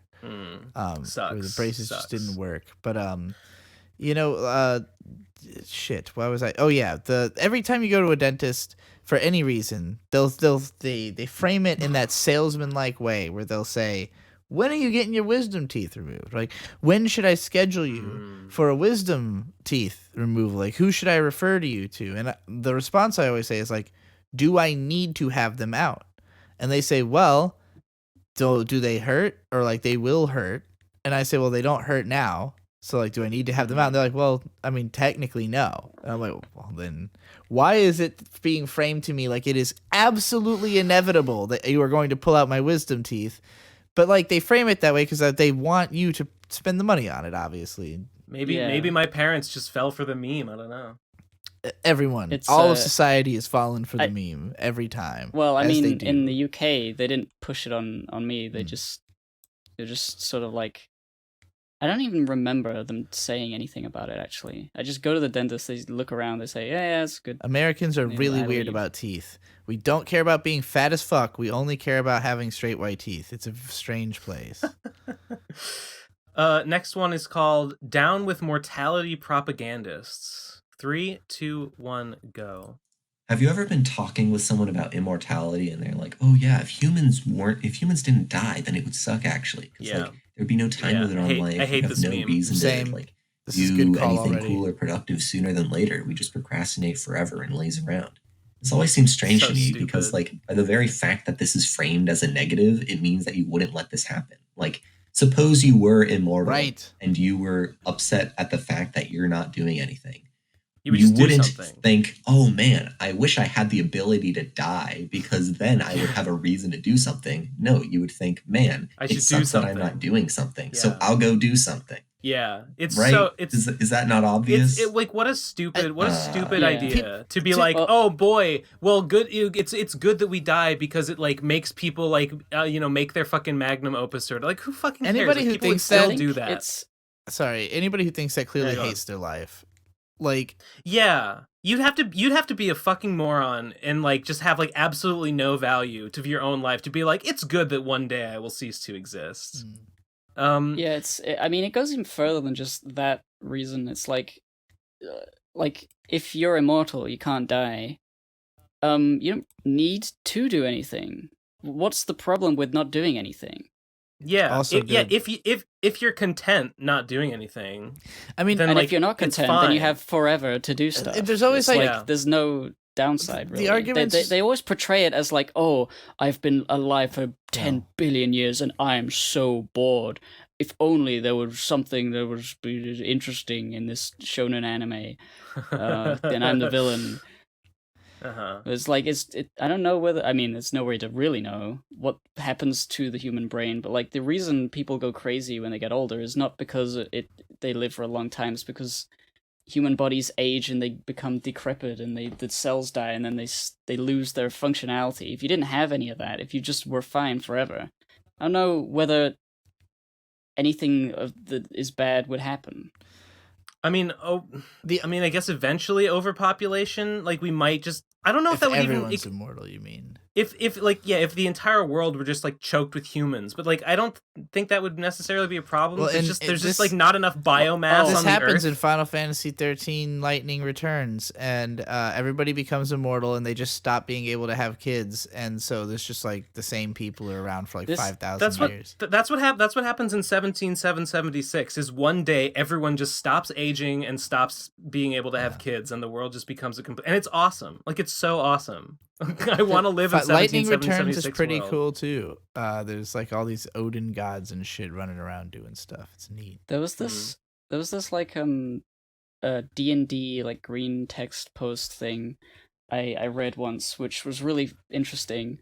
And it reminds me of this idea that like if you could have children and you were immortal, the amount of human mass would just continually like grow out of control. And the D&D post was like, there was a skeleton and it had the ability to summon a skeleton that could summon a skeleton, and then they failed at killing the skeleton, and after a few rounds there was like 100 skeletons. It was multiplying exponentially, and so they had to run far away and the skeletons never stopped, and they just sort of like, they saw in the distance there was like a writhing mass of bones constantly undulating and growing, and it was taking over the entire planet and the sea, and they were like all over the place. It was just like, oh my god, yeah, it's like it's like doubling itself every round. Yeah, and it's like they couldn't do anything, and then like they all died. The entire planet became filled with skeletons so that you couldn't see it. The skeletons continued to grow outwards until the mass of the skeletons was so great that it collapsed in on itself and it became a black hole or a supernova. Yeah. Something like, and it created a new star, and that star was like named after like the event. And then in their future DM campaign, Dungeons and Dragons campaigns, that star was in the sky, and they could like look at it. That's so funny. That's so fucking funny. So that's what would happen if you could still have kids and be immortal. Is that if unless we spread out, we would become a fucking if you're black immortal, hole. Does it mean you cannot die, or just that you don't die of natural causes? I would assume you just cannot die. If you can't die, then I don't know. That's weird. And like, yeah, I guess maybe you would just eventually just choke the whole world with humans, but that seems like stupid. Like, if you could die of natural causes, like, and we did just eventually use up all of like the carbon on Earth like to create biomass for human beings, eventually there would just be no more human beings, and we would just literally have to eat each other in order to like feed on anything. God, that's such a cool premise for a place. Because there'd be nothing else to eat. There'd be no more plants or animals. All carbon in the world would be devoted to human life. Yeah, like the magma, the mantle or whatever is like how would that even happen? Like all of the rock that makes up the Earth gets replaced slowly with human biomass. Filled the human, like, it just becomes, the Earth is just filled to the core with a writhing mass of beings crammed in. Gross. Oh, cool. That's what hell is. I have That's to cool. address Nice. the other thing about immortality that everybody always is like, I don't want to be immortal because I have to watch all my friends die and everybody you love die if you're like the only one who's immortal. Suck. But like, I'm sure that would suck. The thing is, like, you're gonna do that anyway if you live long enough. Like, but like, yeah, you can make more friends. Like it's the logical conclusion of that is like, oh, so what you're saying is that you should kill yourself now before anyone you know dies, right? Yeah, like that's what you're saying. Is you want like death is preferable to seeing someone you love die. Yeah, that's what you're saying. Well, right? People seem to think that they're going to like run out, and like the only reason that old people like run out is that they know they're going to die, and so they don't like make an effort to like make a bunch of new things begin in their life. It's like it's hard to like even for young people, like young people don't want to hang around old people because they know they're going to die soon, you know, like the attraction of being younger is also knowing how much cringe. potential is ahead of you, you know. And like I think that the way that human life tends to be structured is just based on the fact that we happen to live the amount of time we do. But like if you were immortal, you would just have no reason to ever stop being involved in everything, you know, in the world. Like personally, I want to be able to see like the ramifications of things across generations, you know, like I can see, like I get to watch the effects of my actions for as long as I'm alive for. What if I got to see like the ripple of that across fucking thousands of years, you know? I want to know what's going to happen to humanity. I'm interested in this story. It sucks that I don't get to see very much of it, you know? I think absolutely. The only real thing that could be like, oh, it's bad to be immortal is not for the person who is immortal, but it's like you could become a villain that is unstoppable, and you could start just for fun, just fucking with other people and murdering them, and you'd be like, yeah, I mean, I've killed so many people, it doesn't even feel that bad anymore. In the same way that seeing your friends die over and over again for thousands of years, you'd be like, yeah, friends die, that's normal.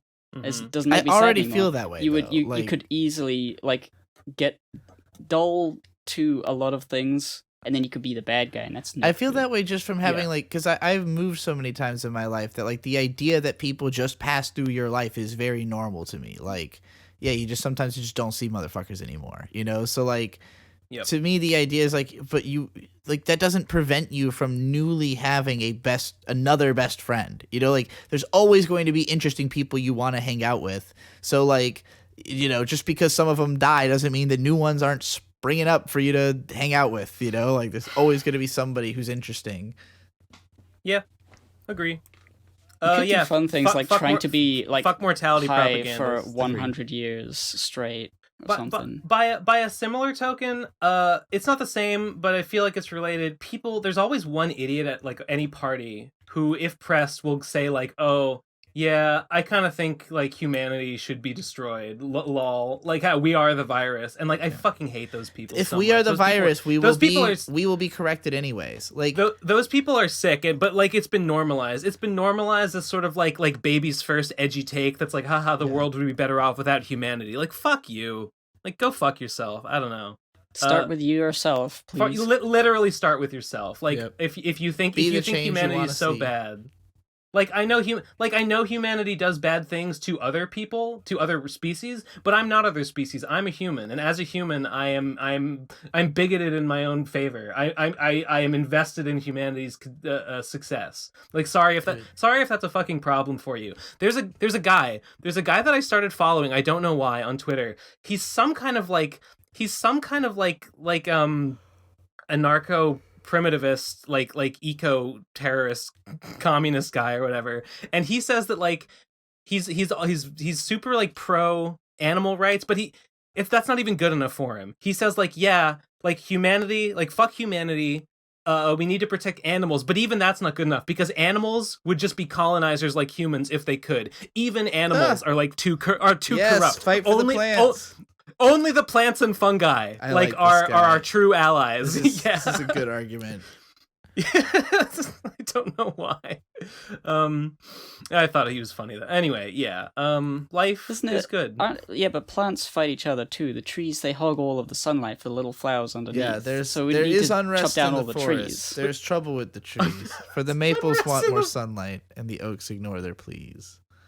But they don't do it on purpose. They don't do it with malice aforethought. Well, see, the trouble with the maples, and they're quite convinced they're right, is that the oaks are just too lofty and they grab up all the light. But the oaks can't help their feelings if they like the way they're made, and they wonder why the maples can't be happy in their shade. No, it's a Rush song. And then Pacifica Northwest comes in, she destroys them all, makes bread. Well, at the end, they pass a law. Yeah, they pass a law that the trees are all kept equal by hatchet, axe, and saw. Ooh. Oh my god. Yeah. One tin soldier rides away. It's libertarian propaganda about how socialism bad, I think. Lol. Wait, really? Is that what Rush is like? I think that song is at least some like. I mean, the message of the song is basically that like, you know, the maples are like the oaks are taking up all of our sunlight, and they're like, well, there's nothing we can do about it, and they're like, yeah, there is. We'll all be equal, and so they all get cut down. Like, oh man, you ever read that book Animal Farm? You ever read Animal Farm? That like fairy tale? Like, yeah, man, like communism would never work, Lamau. And that's the proof. You ever hear that Rush song? Nah, dude, we need fucking like billionaires to have child sex slaves, in my opinion. Next one. Next one, or is there more? No, yeah, that's it. Next one is called Hot Water is Amazing and Margar is Gay. 3, 2, 1, go. Hey, so have you guys ever thought about how you just turn a tap and you can get hot water? That is pretty fucking amazing when you really think about it. Like, it was only like, what, a couple of 1,000 years ago, we couldn't maintain a fire. We couldn't even start a fire. And now us hairless apes are at the point where we can just turn a tap and we instantly get hot water. That is pretty fucking amazing. That's like our greatest accomplishment. Good on us. If there is anything at all that we should be thankful for, it is the ability to get hot water with All right, ease. I get it. Hot water, and there's also one more thing that we should be thankful for. And it is me, Samurai-sama. Ha ha. Fuck are you? Benno How many? Sentosa. I'm sorry about the Okay. scrolls. Sorry about the scrolls. Until next All right, time. yeah, hot water's pretty Sayonara. good. How are some of these people like duplicates? Are they like doing the voice? I can't tell. Yeah, that one sounded like it was an imposter. I don't know. We just can't know. They got the Naruto a shadow clone, shadow if you clone will. jutsu. Yeah, exactly. Next one is called Sebek. 3, 2, 1, go. Ben Saint, more like based saint. You said this on Twitter, and I agree. Wow. Thank you. Thanks very much. Next one is called Cross. Music in other languages. There it is. 3, 2, 1, go.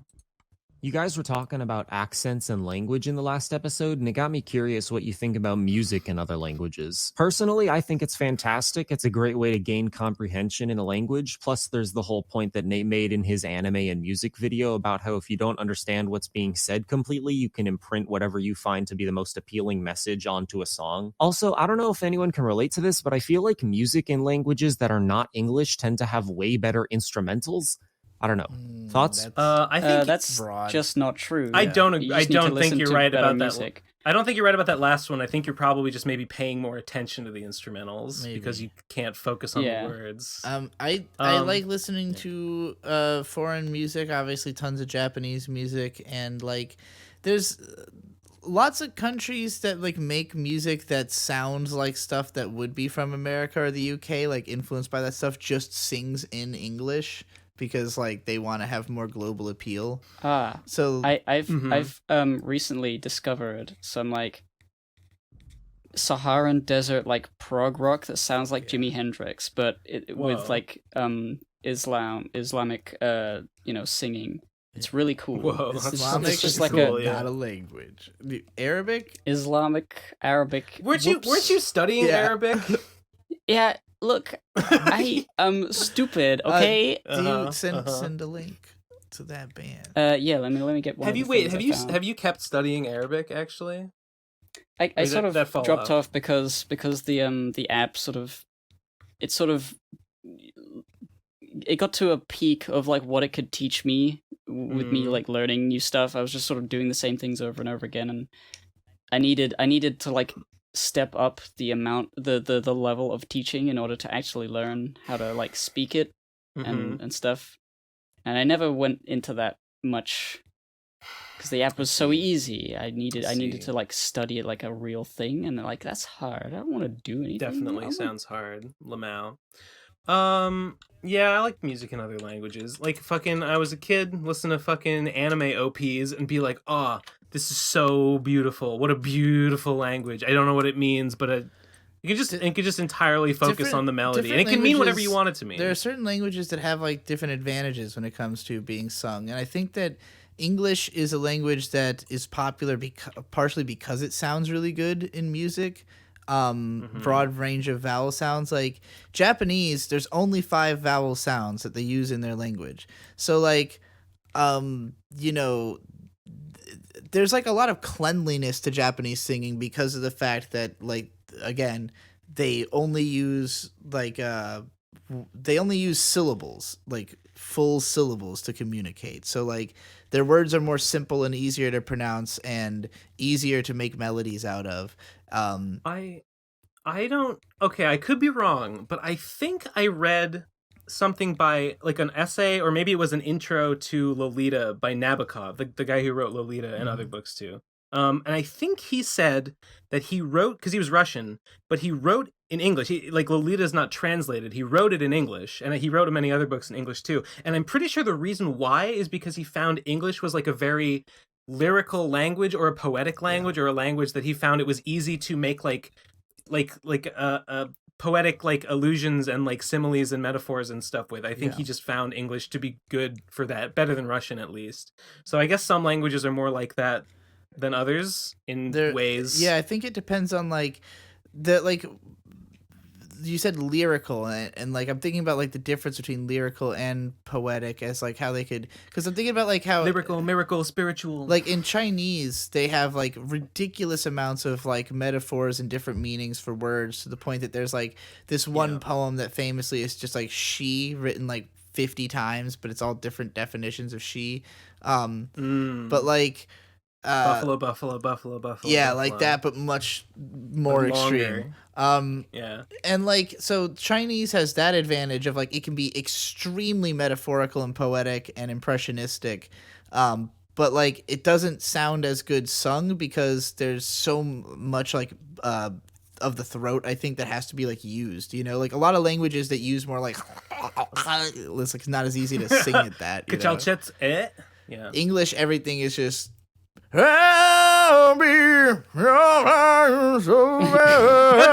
what English sounds like to a foreigner. It sounds English to me. You know, like that's what English That sounds like Santa. Is that sounds like Creed? Santa language. Wait, was that a Creed, or who is that an impression of? Fuck, that song's by like, I don't know, Counting Crows or something. One of those. Wait, is that Hootie and the Blowfish? 90s. No. It's like a really mellow song. Dave Matthews Band? No, it's mellower than any of that. It's that band with the black frontman. That is Hootie and the Blowfish, right? but okay. that you're thinking of. But you're right. All right. The guy I was thinking of was Mdou Moctar. Don't know how to say his name. I think that's it. I posted a link.